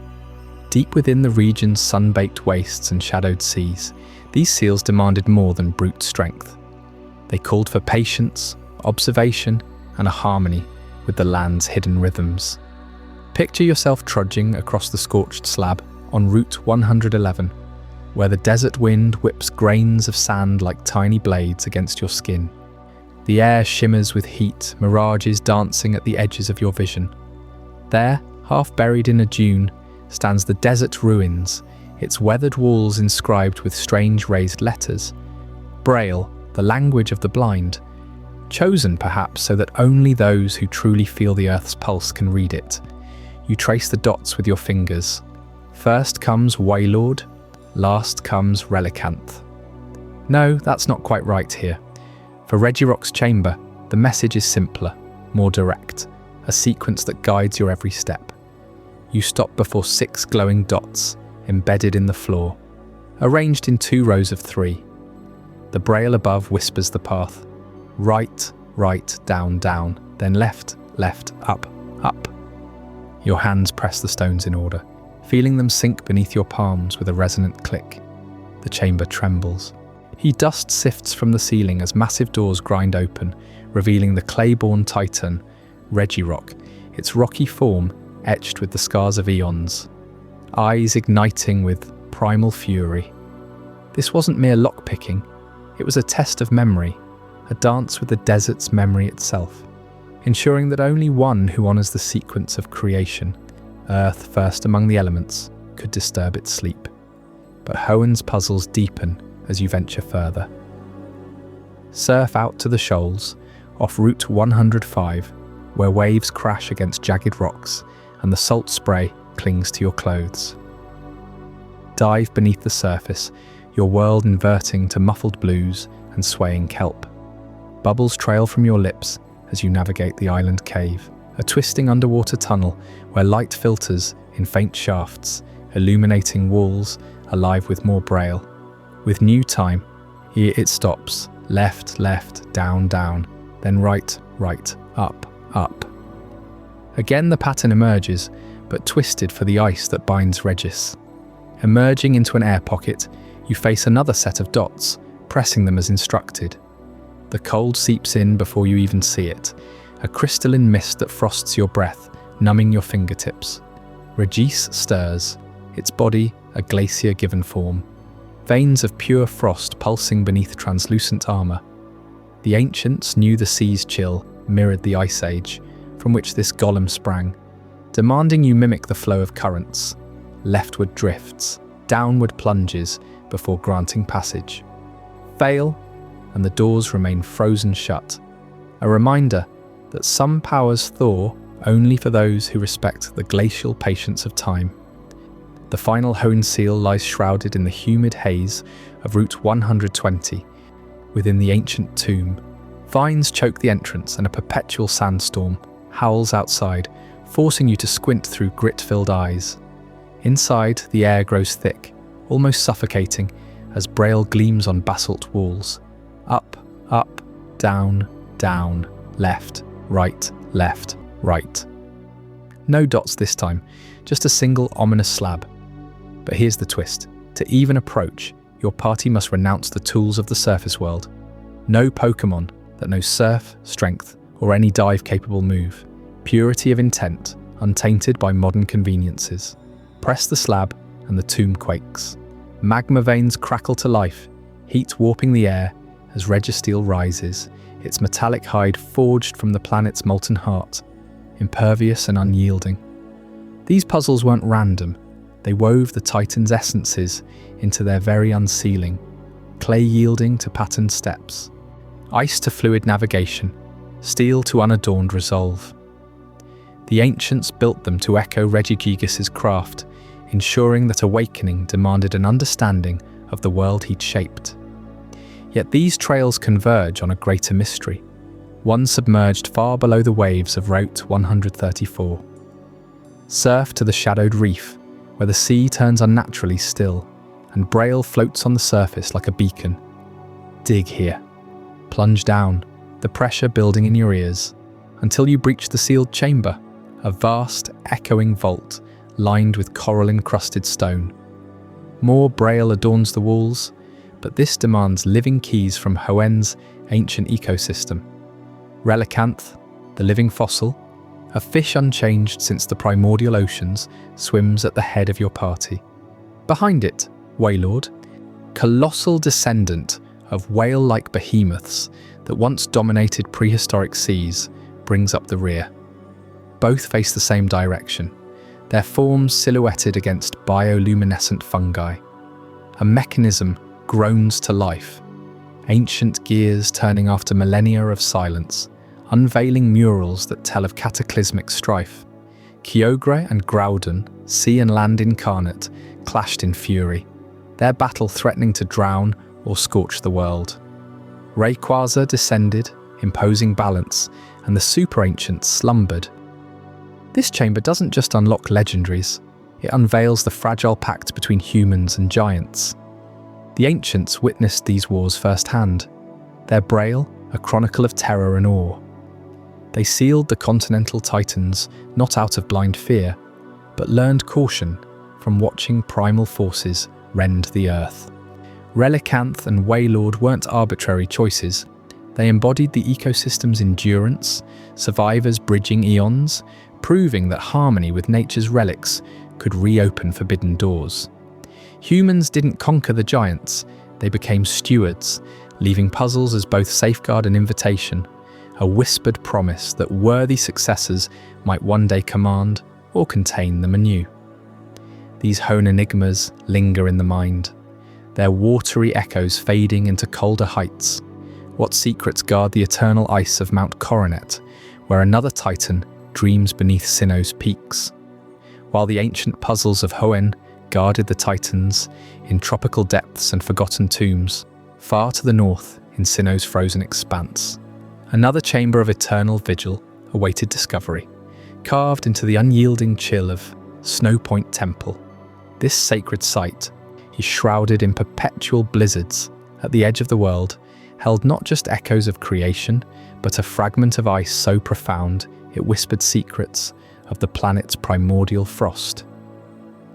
Regisi emerged from those shadowed halls as a crystalline behemoth, its body forged not from ordinary glacier or snowdrift, but from a substance born in the cataclysmic dawn of the Ice Age, when vast sheets of frozen water locked the continents in stasis.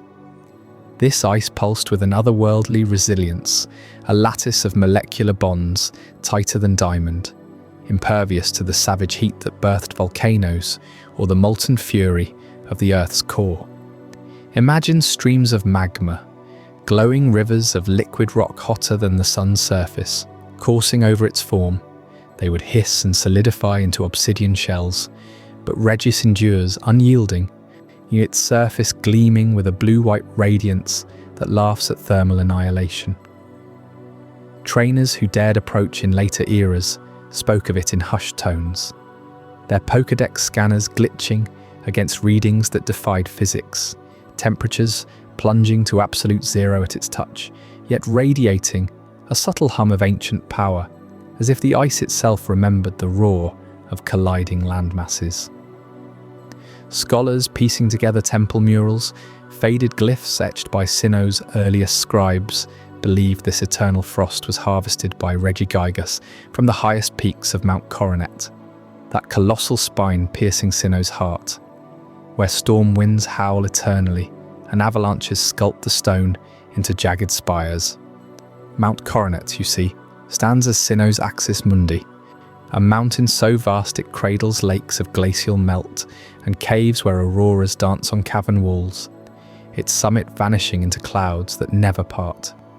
From those frozen heights, Regigigas is said to have drawn the purest essence of winter's grip, compressing eons of sub-zero fury into Regis's hulking frame, a sentinel sculpted to patrol the ice caps and preserve the balance against encroaching warmth.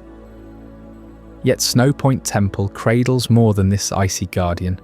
Its deepest sanctum houses the slumbering form of Regigigas itself, the colossal architect whose ropes once dragged supercontinents across primordial seas. The proximity is no coincidence. The temple's labyrinthine passages, lined with braille-like scripts mirroring Hoenn's enigmas, position Regis mere heartbeats from its creator, as if the titan was stationed there to ward off any who might disturb the giant's rest. Excavation tales from Sinnoh explorers in the early days of the Pokémon League paint vivid pictures, teams battling through howling gales, their lanterns flickering against walls sheened in hoarfrost, until they breached a chamber where Regis loomed, eyes igniting like twin supernovas behind translucent facets. One account, etched in a researcher's weathered journal from the 1990s, describes the air turning to needles as Regis stirred, its footsteps cracking the permafrost floor, sending tremors that rattled the temple's foundations and echoed toward Regigigas' sealed door. But why station Regis so close? The murals reveal a deeper truth. After crafting its golem children and towing the world into shape, Regigigas entered a profound slumber, its immense energy dimmed to prevent shattering the fragile new order. The Titans, Regis among them, took up eternal watch, not as mindless constructs, but as devoted custodians, their programmed instincts binding them to protect the slumbering parent against floods, quakes, or the hubris of humanity.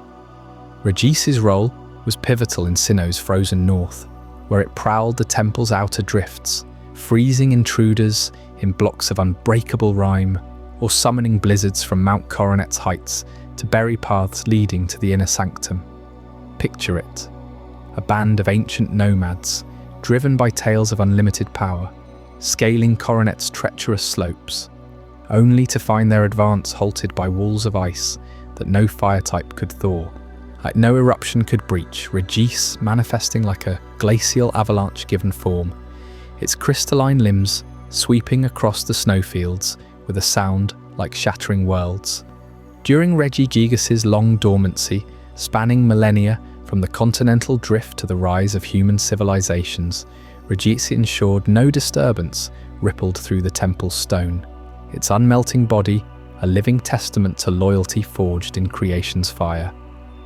Even as ages turned, with Sinnoh's people building cities like Snowpoint around the temple's shadow, whispers persisted of the ice golem's vigilance, farmers reporting fields encased overnight after straying too near, or ships off Route 230 vanishing into sudden ice flows conjured from the sea. This guardianship extended beyond mere defence. Regis modulated the region's climate, he channeling Coronet's glacial rivers to nourish the land, preventing the ice caps from claiming all in endless winter, a subtle regulation mirroring the legendary bird's dominion over tempests. In Platinum-era expeditions, when trainers aligned the Regis signals to rouse Regigigas, Regis's awakening sent shockwaves through Snowpoint, cracking ice shelves and unveiling hidden glyphs that spoke of the Titan's unified purpose. Those who witnessed it felt the weight of history. Regis, born of Mount Coronet's eternal chill, standing shoulder to shoulder with its snowy throne, ready to shield the awakening giant from a world that had long forgotten their pact. Yet for all its isolation, Regis's story ties inextricably to its siblings, the steel and rock sentinels whose own ruins pulse with similar enigmas, or awaiting the moment we uncover their unyielding fortresses in Chapter 15. The steel and rock sentinels, what buried powers might they unleash when the Creator stirs once more? As the chill of Regis's unbreakable ice fades into memory within Snowpoint Temple, so close to the colossal form of Regigigas, our gaze shifts to the other unbreakable guardians forged in that primordial age. Towering among crumbling ruins in distant lands, Registeel gleams with an otherworldly sheen, its body a seamless alloy that defies the Earth's own forges. This steel sentinel, born not from magma's fiery heart as some ancient tales whisper, but sculpted by Regigigas from metals unknown to our world, poses riddles that have haunted scholars for generations. Picture the first explorers who stumbled upon Registeel's chamber, deep in the labyrinths of Hoen's desert ruins. Their torches flickered against a form that absorbed no rust, no corrosion, no mark from the ravages of time. Its surface, a hypnotic swirl of silver and gunmetal patterns etched like cosmic script, hummed faintly with an inner energy. Unlike the jagged crystals of Regise or the earthen bulk of its sibling, Registeel's composition baffled metallurgists. Tests revealed alloys purer than any human craft, with densities and tensile strengths surpassing modern superalloys. Whispers among the research labs turned to bold theories. Could this be extraterrestrial? Fragments of meteorites, perhaps harvested by Regigigas from the heavens themselves during its continental labours, melted and reformed into a living fortress. You can almost feel the weight of that hypothesis settling in. Imagine the night skies over ancient Hoenn, where shooting stars rained like divine gifts, only for the Titan to gather them, compressing celestial iron and nickel into a body that laughs at erosion. Registeel's joints, fluid yet impenetrable, move with a precision that suggests embedded mechanisms far beyond gears or pistons. No welds scar its frame. It's as if the metal grew organically, atom by atom, under pressures only a god could wield. In battles witnessed by modern trainers, it withstands plasma blasts and seismic upheavals, reforming dents as if time rewinds on its skin. This extraterrestrial enigma fuels endless debate in Pokémon academia. Did Regigigas tap into the void between stars, or channel energies from unknown script to birth a star-fallen protector? Yet for all Registeel's stellar mystery, it shares a profound void with its rocky counterpart, Regirock, that strikes at the core of what we call life. Neither harbours the pulse of a heart, nor the spark of a brain woven from neurons and blood. Scans reveal hollow chambers, where organs should thrum, filled instead with inert energies that mimic vitality. Regirock, the Sentinel of Stone, embodies this stark simplicity even more viscerally. Hewn from the clay of primordial earth, its body is a mosaic of boulders and bedrock, eyes glowing like embedded geodes under cavernous brows. Venture with me to the island cave in Hun, where braille inscriptions guard Regirock's slumber. The air grows thick with dust as the final puzzle clicks, and there it rises, a colossus of granite and basalt, limbs like petrified tree trunks, veined with quartz. What sets Regirock apart is its uncanny resilience, a self-mending prowess drawn from the very ground it treads. Snap a chunk from its arm in combat, and it simply reaches down, scooping nearby pebbles or rubble, assimilating them seamlessly into its form. River stones, mountain shale, even volcanic tufa. These become flesh to the golem, reshaping fractures in moments. Witnesses describe the process as alive. Rocks grind and fuse with a low rumble, surfaces smoothing as if sculpted by invisible winds. This regeneration isn't mere repair, it's adaptation. In the wilds of Sinnoh's continental drifts, Regirock has been seen wandering fault lines, bolstering itself with obsidian from fresh lava flows or limestone from eroded cliffs. Its body evolves subtly with each incorporation, gaining flecks of fool's gold from riverbeds or the glitter of mica from highlands. No vital fluids course through it, no lungs draw breath, yet it strides with purpose, seismic footsteps cracking earth. Trainers who've faced it swear the glow in its eyes intensifies after such mends, as if absorbing the essence of the land itself. How does a thing without heart or mind perceive threat, choose stone, and rebuild? Does consciousness flicker in those mineral depths, a distributed awareness across grains of sand and slabs of slate? These steel and rock sentinels, devoid of organic machinery, blur the boundaries of existence.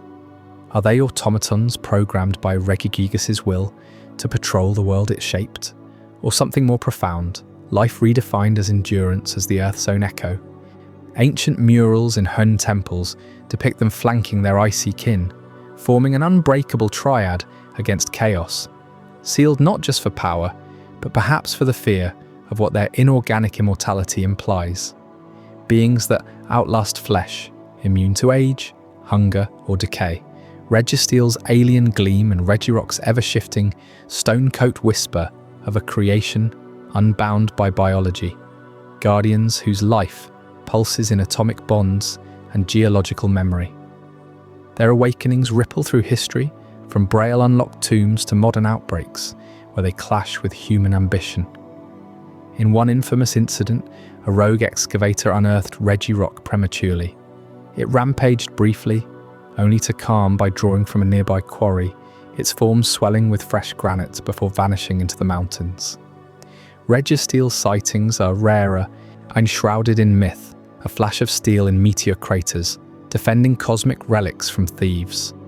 Together, they embody Regigigas' vision, titans that sustain themselves eternally, weaving the planet's raw materials into perpetual vigilance.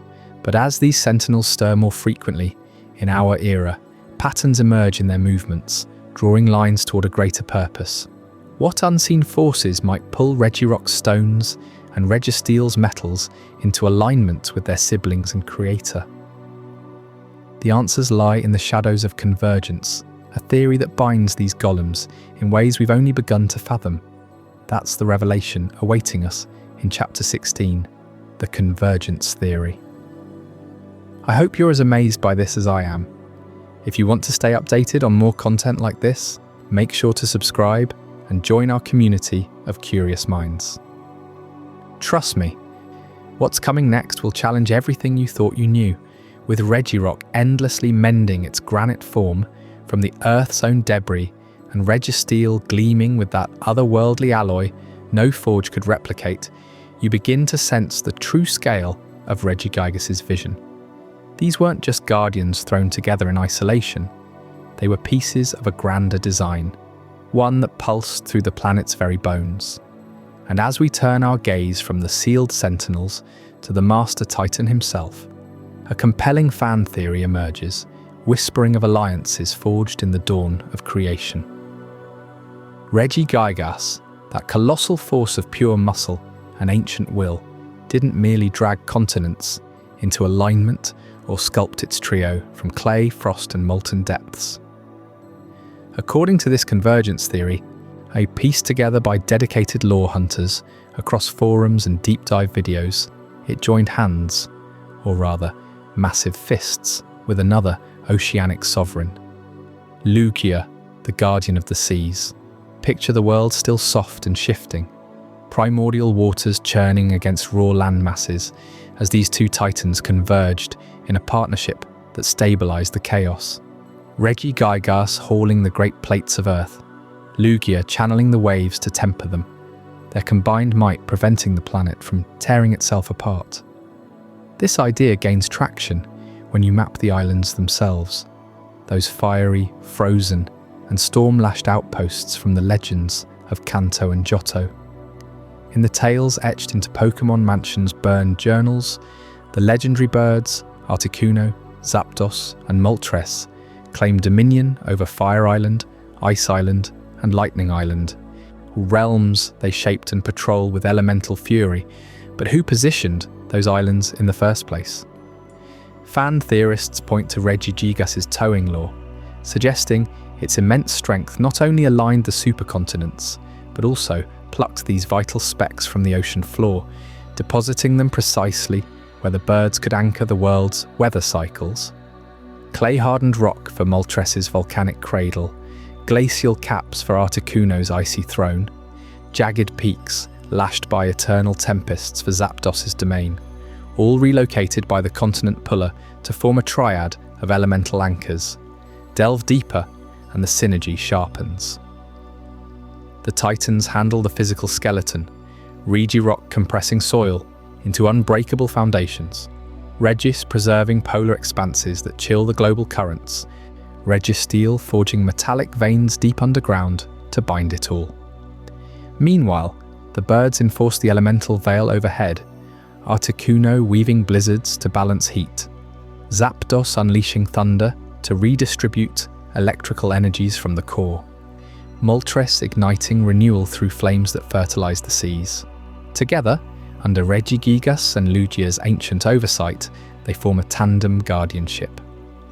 Lugia dives into the depths, summoning the birds when harmony frays, much like in that fateful movie Clash, where their capture unleashed tidal cataclysms, drawing the silver-winged diver to restore order. Envision the rhythm of it.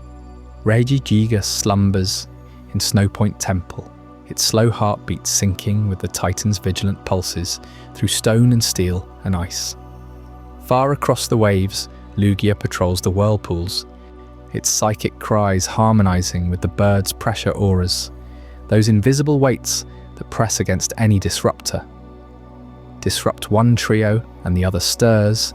Human collectors like Lawrence III learn this the hard way, their greed ripping the balance until the Chosen One intervenes with island treasures, echoes of the original convergence. Fan analyses even tie in the essence-splitting myth, halves of Lugia's power bound to the birds for island duty, the rest roaming to regulate monsoons and gales, while Regigigas mirrors this by delegating to its golems. This theory threads through contradictions too, like the birds' rare eggs glimpsed in snapshots, or their Galarian shadows squabbling over berry-laden trees before scattering anew. Perhaps those variants signal a recalibration, Regigigas's rocky isles adapting as the psychic fighter Zapdos prowls the wilds. The dark flame Moltres haunts armoured shores, and ghostly Articuno haunts the tundra's fringes. It explains why sealing the Titans ripples into weather anomalies, why Ho-Oh's resurrected beasts sprint Johto's plains in parallel renewal, echoes of the same primal stability pact. Yet the most tantalizing layer lies in their mutual dependence. Without the Titans' landmasses, the birds' islands dissolve into the sea Lugia commands. Without the birds' tempests, the Titans' domains overheat or erode unchecked.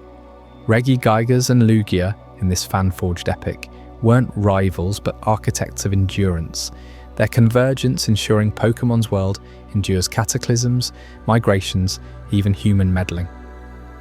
As these threads of physical might and elemental fury intertwine, we stand on the cusp of a frozen frontier where shadows of the birds take on new forms, clashing in ways that challenge everything we know.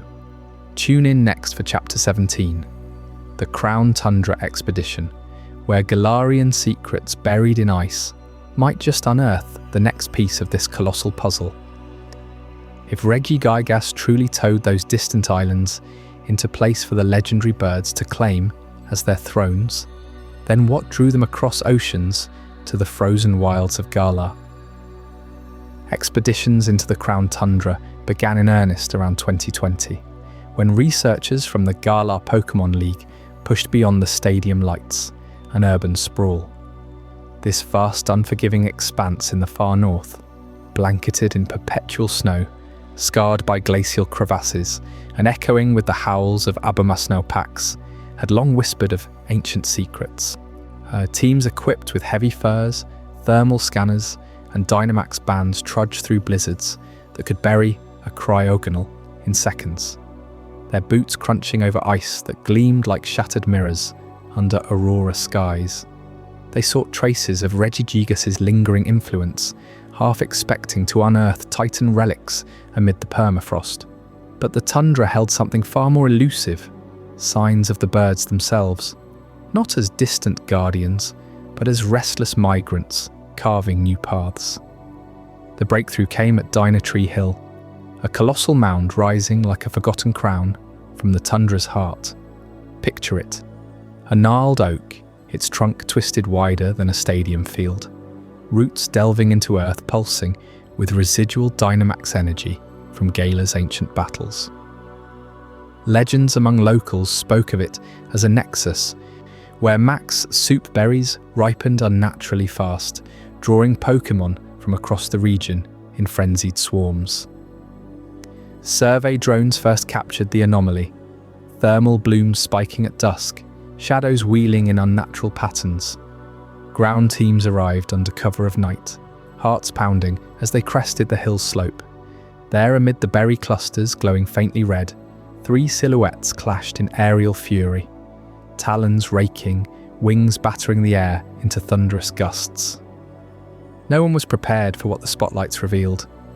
These were not the elemental sovereigns of Kanto's seas. Articuno, the eternal winter incarnate, perched with an otherworldly poise, its plumage no longer crystalline blue, but a spectral violet, eyes gleaming with psychic fire that bent the snowflakes into spiraling mandalas around it. Zapdos, stripped of its electric corona, flexed muscles rippling like forged iron, beak sharpened to a boxer's edge, launching itself into brutal dives that cracked boulders. And Moltres, bereft of flames, loomed as a phantom of the night, feathers midnight black, streaked with crimson embers that flickered like dying stars, its gaze piercing with predatory cunning. Gasps rippled through the team. These were Galarian variants, reborn through the region's harsh forge. How had adaptation twisted these titans so profoundly?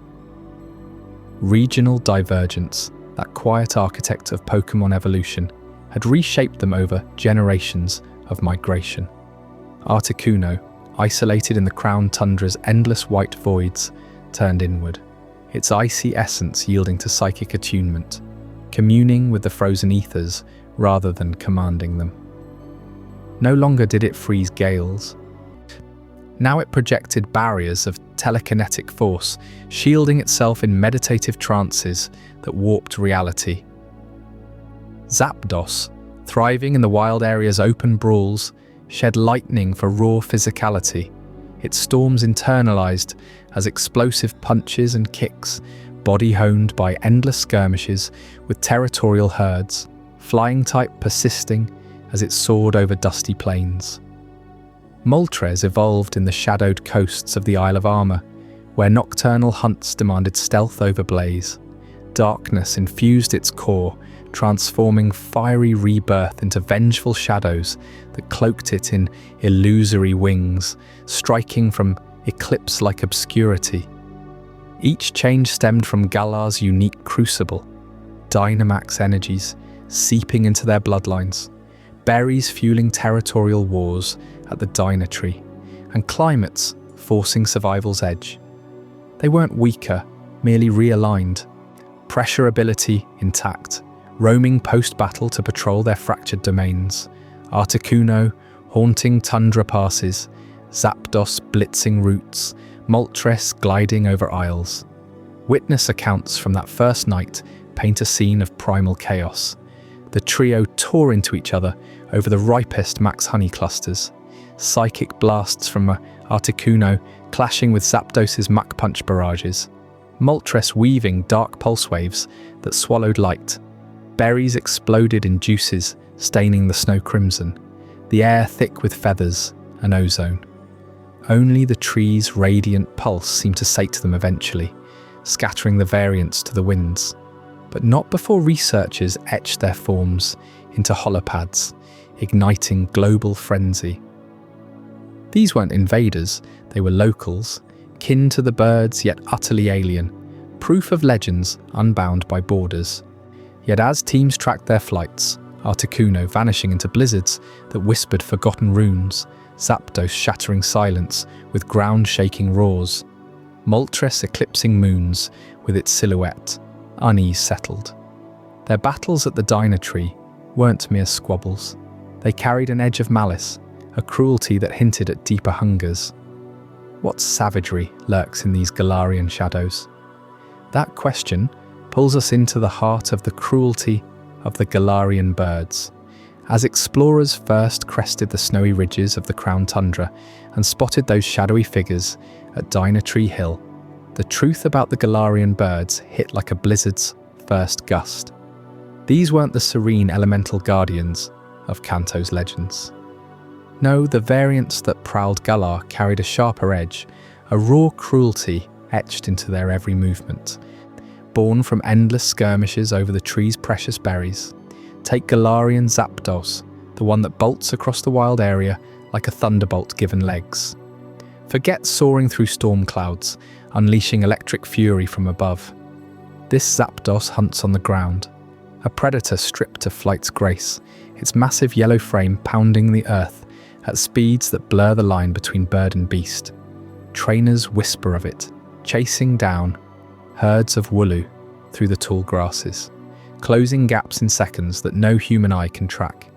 Its fighting-type prowess turns every sprint into a hunt, talons raking furrows in the soil as it barrels forward, feathers slick with the dew of dawn patrols. One wrong step near its territory, and you're the prey, feeling the ground shake before the impact, its beak snapping like a vice on anything that flees.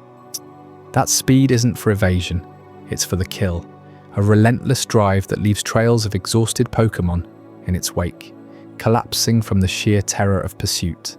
And then there's Galarian Articuno, gliding silent over the Crown Tundra's icy expanses, its psychic powers a weapon of chilling precision.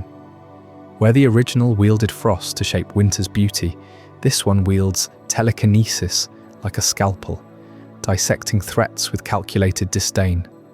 Picture it perched on a glacial outcrop, violet eyes piercing the fog, scanning for interlopers with an arrogance that borders on contempt. It doesn't rage or howl, it simply lifts you off your feet, psychic waves coiling around your body, squeezing the warmth from your veins without a flicker of empathy.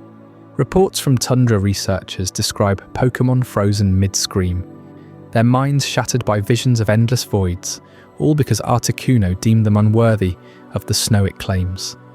It drifts through blizzards untouched, ignoring cries for mercy, its presence alone sapping the will to fight, leaving behind husks that wander aimlessly, forever haunted by that superior, unfeeling gaze. But the darkest shadow falls from Galarian Moltres, haunting the Isle of Armor's misty shores, with a dark aura that reeks of malice. This isn't fire's warm blaze, it's a draining void, sucking the life from anything it touches. As night cloaks the isle, its crimson-black wings unfold, and the air grows heavy, laced with an oppressive gloom that weakens knees before claws even descend. It circles wounded foes like a vulture reborn, beaked maw glowing with stolen vitality, it's pulling energy straight from their cores in pulsing waves. Fishermen who've glimpsed it speak of Tauros staggering home, hides withered, eyes dull, as if their very spark was leached away.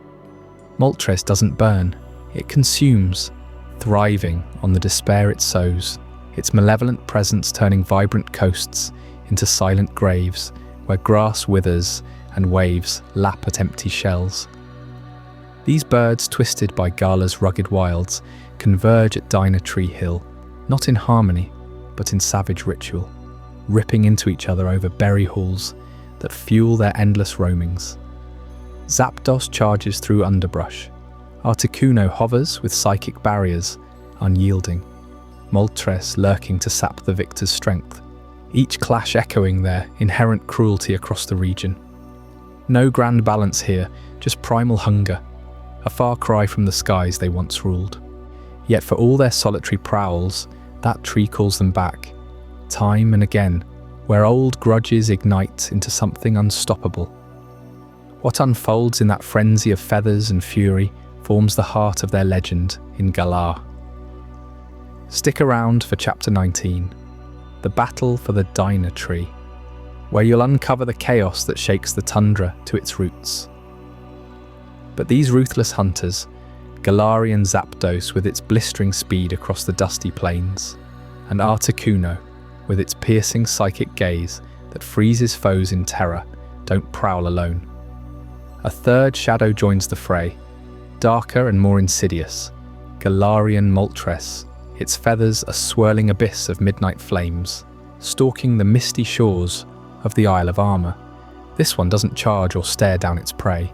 It vanishes into fog, emerging only to drag victims into eternal night with shadowy talons that sap the will to fight. Their paths inevitably collide at the heart of it all.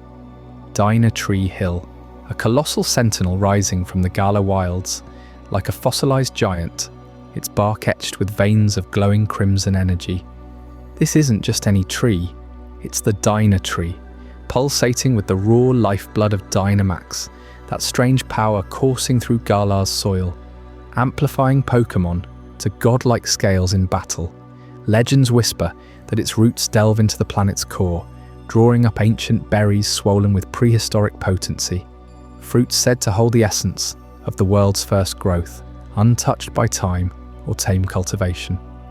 Picture the scene under a bruised twilight sky, thunder rumbling from the north as Articuno descends first, its icy wings slicing the air, eyes scanning for weakness. It perches high, psychic aura rippling like heat haze, claiming the ripest clusters as its rightful hoard. Fuel for its endless disdain, a psychic battery to sharpen its predatory edge. But Zapdos arrives next, not flying but thundering across the earth on piston-like legs, kicking up boulders in its wake, muscles honed by Dynamax's furious pulse into weapons of blunt devastation. It doesn't negotiate, it barrels straight for the branches, shattering limbs to seize berries that ignite its berserker rage, turning the hill into a storm of fists and feathers. And then from the seaward mists, Moltres materializes, a spectre of pure malice, dark-type shadows coiling around its form like living smoke. Its temperament, twisted by the same Dynamax surge that birthed these variants, manifests as cold-blooded cunning. Not fiery passion, it waits in the gloom, striking when the others clash, talons raking through the fray to snatch the fallen prizes. These berries aren't mere snacks, they're catalysts, supercharging the bird's altered evolutions, infusing Articuno's mind with crystalline clarity, Zapdos's body with unrelenting power, and Moltres' essence with devouring hunger. The Dynatree's energy, wild and untamed, seeped into their ancestors over eons, mutating Kanto's graceful guardians into Galar's feral tyrants, psychic instead of ice for Articuno, granting it dominion over thoughts rather than tempests. Fighting for Zapdos, channeling lightning into raw physical fury. Dark for Moltres, eclipsing its flames with nocturnal terror. The battles rage without mercy, a whirlwind of psychic blasts crumpling the earth. Zapdos's close combat punches hurling rivals skyward. Moltres' foul play turning their own strength against them in vicious reversals. Berries explode in midair, juices arcing like blood from wounds. The air thick with the scent of ozone, frost and charred shadow. No victor endures. The tree's bounty scatters, forcing a brutal stalemate. Exhausted but enriched, the trio scatters once more. Articuno gliding southward to the frozen expanses of the Crown Tundra, where its psychic senses probe the icy labyrinths for new prey. Zapdos veers into the vast rolling grasslands of the wild area, a blur on the horizon, legs pounding eternally, chasing thunderheads and wanderers alike. Moltres retreats to the Isle of Armor's fog-shrouded cliffs and verdant paths, a phantom haunting the waves, drawn by the salt tang of the sea to ambush nocturnal travellers. These roaming patterns aren't random, they're etched by Dynamax's pull, a magnetic tether yanking them back to the Dynatree every cycle, like moths to a volatile flame. Explorers in the Crown Tundra speak of Articuno's eerie calls echoing through blizzards, a psychic lure that disorients climbers before the strike. In the wild area, trainers recount Zapdos outpacing Max raid battles, vanishing before Dynamax canopies fully bloom. And on the isle, Moltres' silhouette flickers in dojo lanterns at dusk, berries clutched in its beak as it melts into legend. What drives this endless cycle? The berries, swollen with Dynamax residue, don't just nourish, they evolve, subtly shifting the bird's tempers towards savagery, in amplifying the territorial instincts that once balanced the elements into something primal and unforgiving. Galar's land, forged in the fires of ancient Gigantamax wars, warped these roamers into apex enforcers, guardians turned gladiators. Yet whispers persist of a greater purpose, a balance teetering on the edge of collapse. As the dust settles on Dynatree Hill and the trio vanishes into their domains, the echoes of their clash hint at legends, yet to unfold in our world. Join me next for Chapter 20, the modern era of legendaries, where these ancient forces collide with humanity's boldest ambitions, reshaping destiny in ways you won't see coming. As the dust settled from that fierce clash at the Dynatree, with Galarian Articuno's piercing psychic gaze still haunting the frost-kissed slopes, sees Zapdos vanishing into the wild area's endless plains on legs that blurred like lightning, and Moltres melting into the Isle of Armor's shadowy cliffs. Something shifted in the air over Galar. Those ancient berries weren't just fuel for their territorial fury, they marked a turning point. For the first time in Pokémon history, researchers caught glimpses of these evolved titans not through faded myths or chance encounters, but through the unblinking eyes of 21st century machines.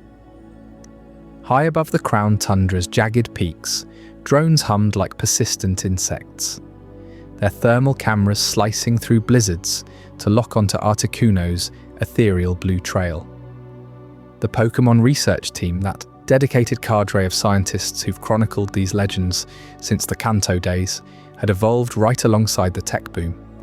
No longer relying on scribbled notes from Pokémon Mansion or Blaine's feverish sketches of winged mirages, they deployed satellite networks crisscrossing the globe, pinging anomalies in weather patterns that screamed legendary interference. Picture Raikou's thunderous sprint igniting static across Johto's prairies, satellites detect the spike, triangulate its path, and beam coordinates to field teams in real time. In the wild area, where Galarian Zapdos prowls with a fighter's brutal grace, trail cameras rigged to motion sensors snap bursts of footage. A hulking shadow bursting from tall grass, feathers glinting like polished obsidian under moonlight, gone before the shutter clicks twice. These aren't the crystal-clear Pokédex entries of gym battles. They're raw, shaky clips that go viral on PokeTube, sparking debates in comment sections from Pallet Town to Wyndon. The research team pores over them in dimly lit labs, enhancing frames with AI algorithms trained on decades of sightings. Moltres' dark wings unfurl in a pixelated blaze over the Isle of Armor, its cry distorting audio feeds into something primal, almost mournful. But it's not just the birds. Entei's volcanic rumble shakes seismographs in distant Hoenn ruins, drawing teams to Registeel's ancient seals, where magma veins pulse in sync. Suicune's purifying aura leaves rivers inexplicably clearer, flagged by water-quality drones gliding silently downstream. Even Regigigas stirs in Snowpoint Temple. Vibration sensors buried deep in the ice pick up its colossal, slow awakenings, sending alerts that halt expeditions mid-stride. The team's global database, fed by citizen reports and automated skycams, maps migration routes that span continents. Articuno dipping south for winter solstice storms, Zapdos chasing electrical fronts across oceans, the beasts looping Johto in eternal renewal circuits. This tech revolution peaked around 2020 when Gala's Dynamax energy waves interfered with signals, forcing upgrades. High-altitude balloons now float over the skies equipped with hyperspectral images that pierce clouds to reveal Regisi's glacial shimmer in Kalos tundras or Regirock reassembling amid Sinnoh landslides. Every frame captured peels back the veil on these winged mirages, turning folklore into data points.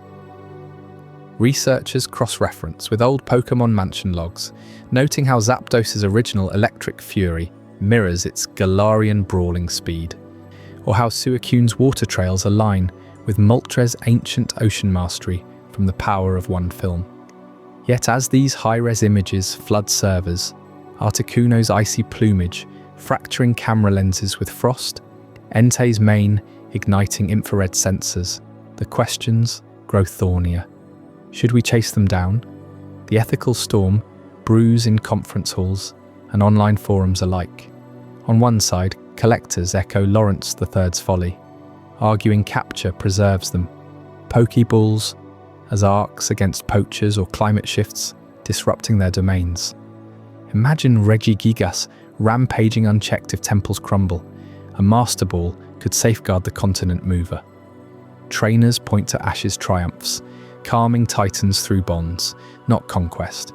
But voices rise sharper from conservationists within the research team itself. These aren't beasts to be leashed. They're nature's pulse, symbols unbound.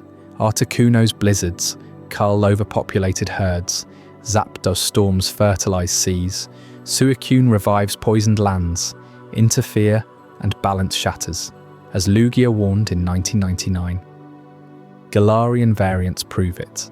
Their savage independence, forged by Dynamax wildness, rejects human meddling.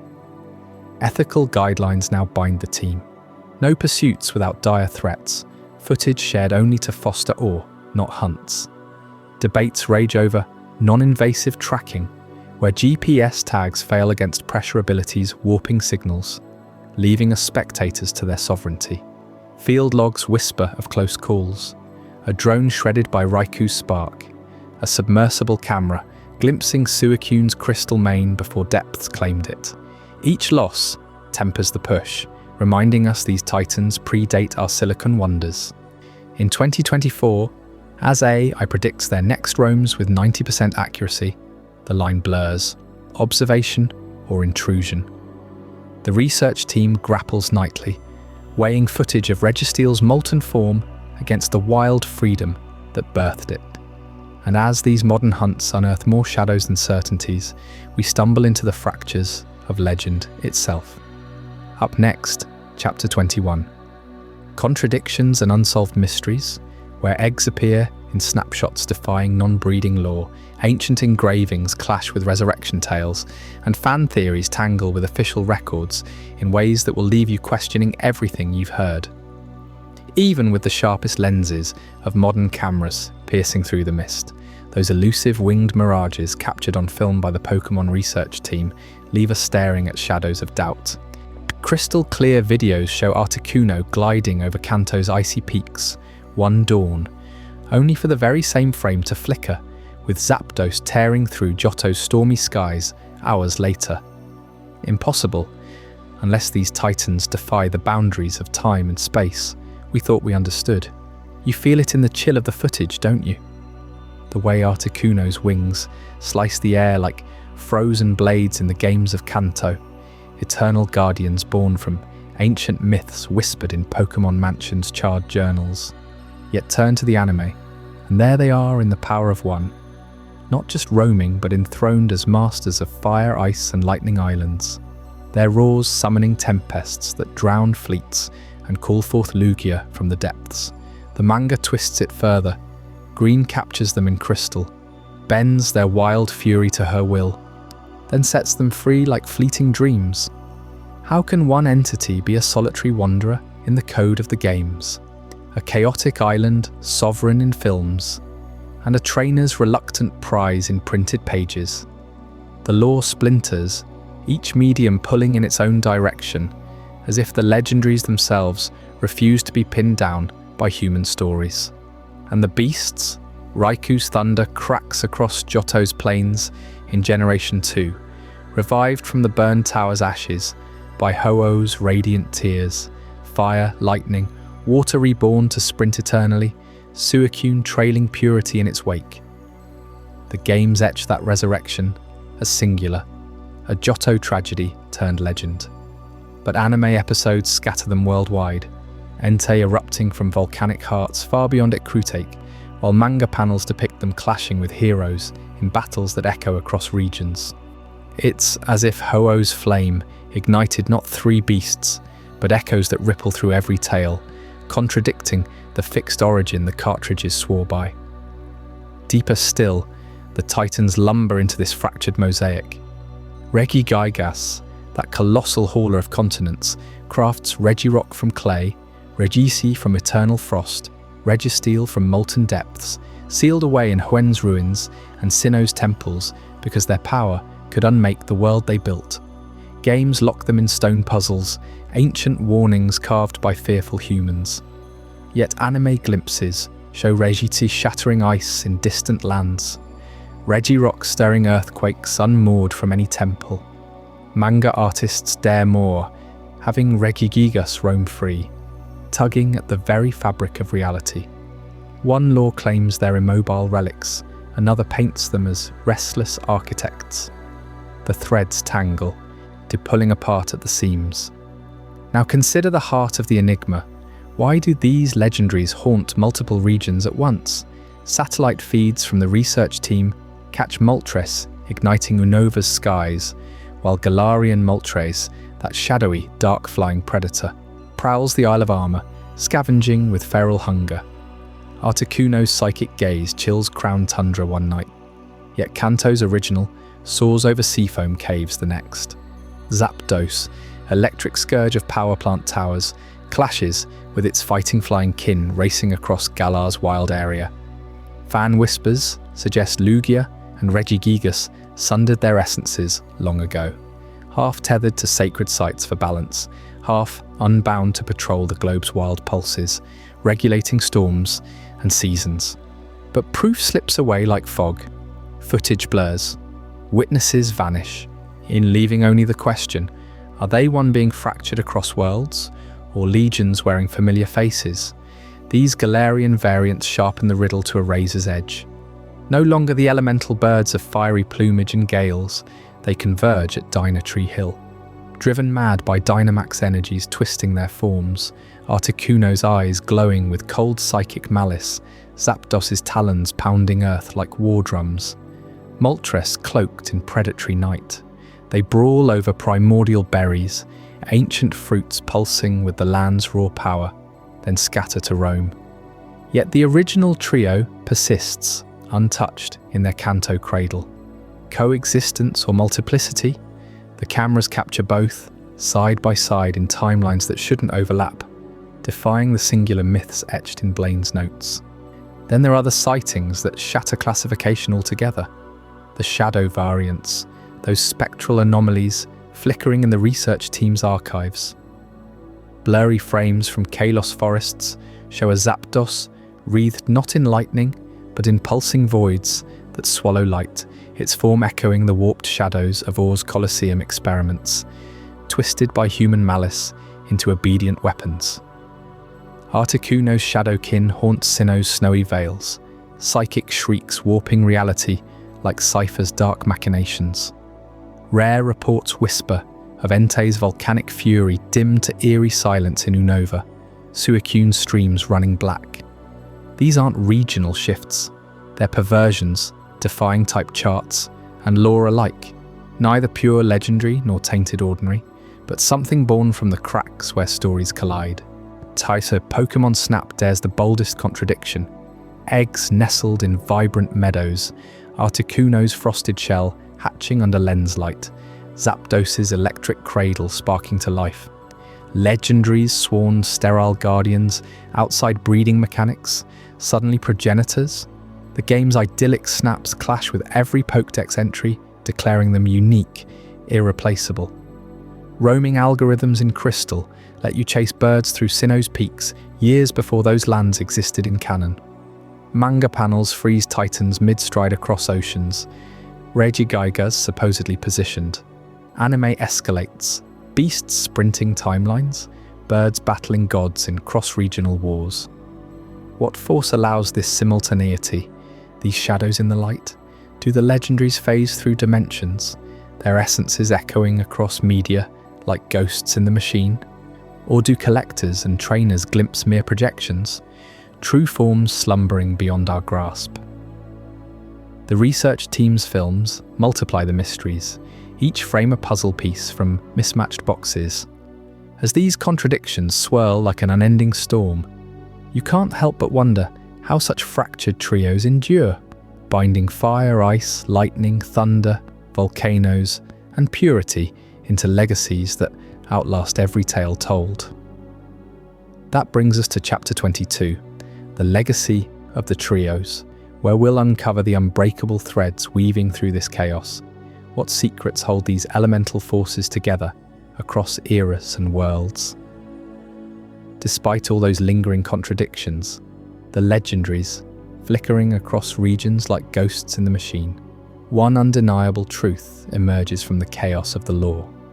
These trios, the birds, the beasts, and the titans, have etched themselves into the very fabric of the Pokémon world, their shadows stretching from ancient myths to the modern skies you and I chase in our dreams.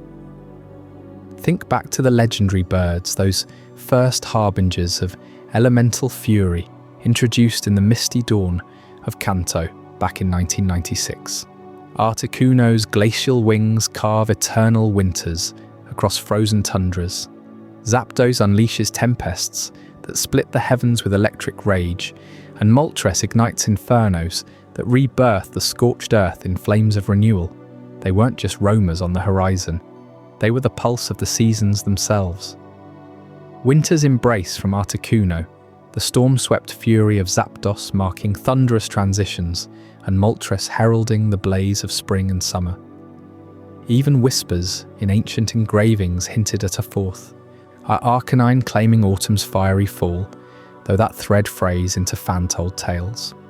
Their legacy unfolds in the cataclysm of Pokémon the movie 2000, where they guard the swirling heart of the Orange Islands, Fire Island's molten heart, Ice Island's crystalline spires, Lightning Island's crackling voids.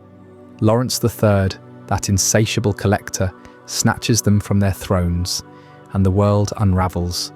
Oceans boil, skies shatter, currents rebel in monstrous waves.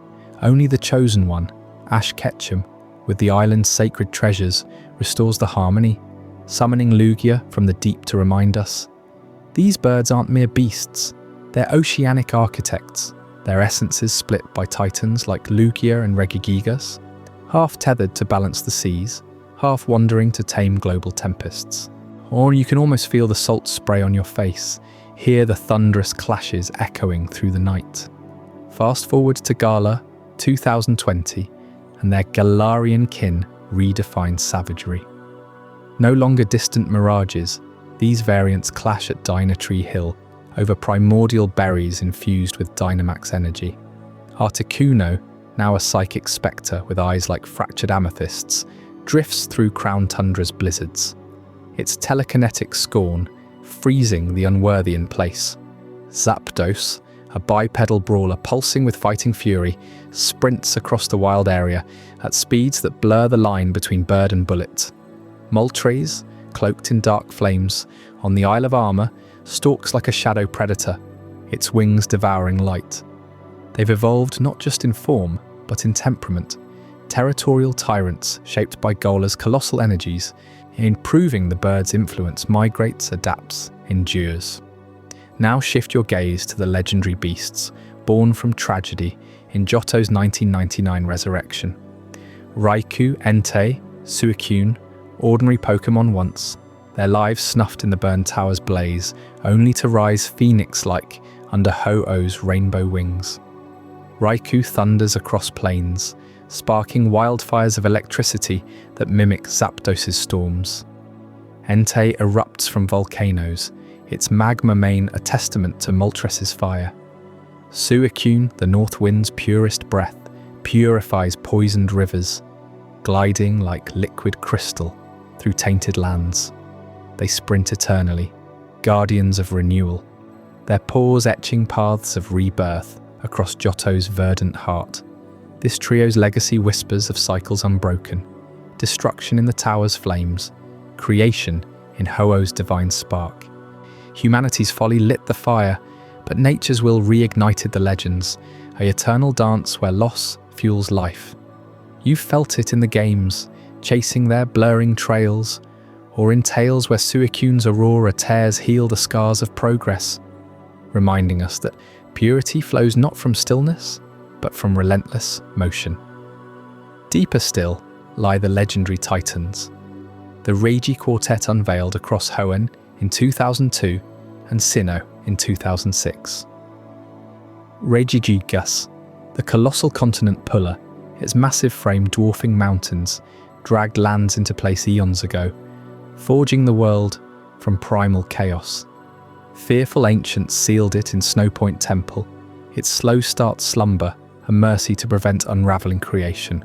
From its essence sprang the trio, Regirock, moulded from unyielding clay, standing sentinel in stone-veined ruins. Regis, a crystalline armour forged in eternal frost, echoing Articuno's chill. Registeel, molten magma hammered into indestructible form, rivaling Entei's volcanic might. These titans aren't roamers or resurrectees, they're the bedrock of existence. Sealed in Hoenn's ancient chambers and Sinnoh's icy vaults, they embody creation's raw labour, humans' prudent dread. Fan threads weave them back to the birds. Regigigas aiding Lugia in anchoring those elemental isles, a grand tapestry of titanic collaboration. Their legacy, the ground beneath your feet, shaped by hands or limbs that could crush civilizations, yet chose to build. Across generations, from Kanto's winged phantoms to Johto's sprinting spirits, Hoenn's earthen behemoths, and Gala's feral evolutions, a singular motif pulses. Balance, nature's primal fury, the birds whipping whirlwinds, beasts purifying desolation, titans heaving worlds into harmony, clashing against humanity's hubris. Collectors like Lawrence III cage them, triggering apocalypses that summon higher guardians. Foolish fires claim lives, only for gods to resurrect. Ancients seal away power, fearing what they cannot control. Creation wars with destruction in every clash, every sealing, every roam. Yet humanity persists, drawn to these forces. The Pokémon research team's mansion notes capture them as winged mirages. Blaine's chronicles fuel expeditions. Mr. Fuji's visions pierce the veil. Modern tech, cameras whirring in Sinnoh-storms, drones trailing Galarian gales, merely glimpses what ancients revered. Even contradictions, those eggs in Pokémon Snap defying non-breeding myths, or manga captures by Green only to be released, underscore the mystery. These aren't static legends. They evolve with us, appearing in Kalos skies or Sinnoh plains, defying maps. What haunts our dreams then? These trios embody the untamed wild within, a world where ice shatters stone, thunder splits seas, fire forges steel, and yet balance prevails. They fuel our curiosity because they mirror our own turmoil. The pull between harnessing nature's might and bowing to its will. In their roams, resurrections, and world shapings, not just Pokémon history, but our endless quest to understand the forces that both build and break us. As their echoes fade into the night, one question lingers in the quiet. Have we truly learned their lesson, or are we merely the next collectors tempting fate? What did you think of this journey? I'd love to hear your thoughts in the comments below. If this changed your perspective or taught you something new, consider subscribing for more mind-expanding content. And if you know someone who would find this as fascinating as you did, share it with them. These are the kind of conversations that matter.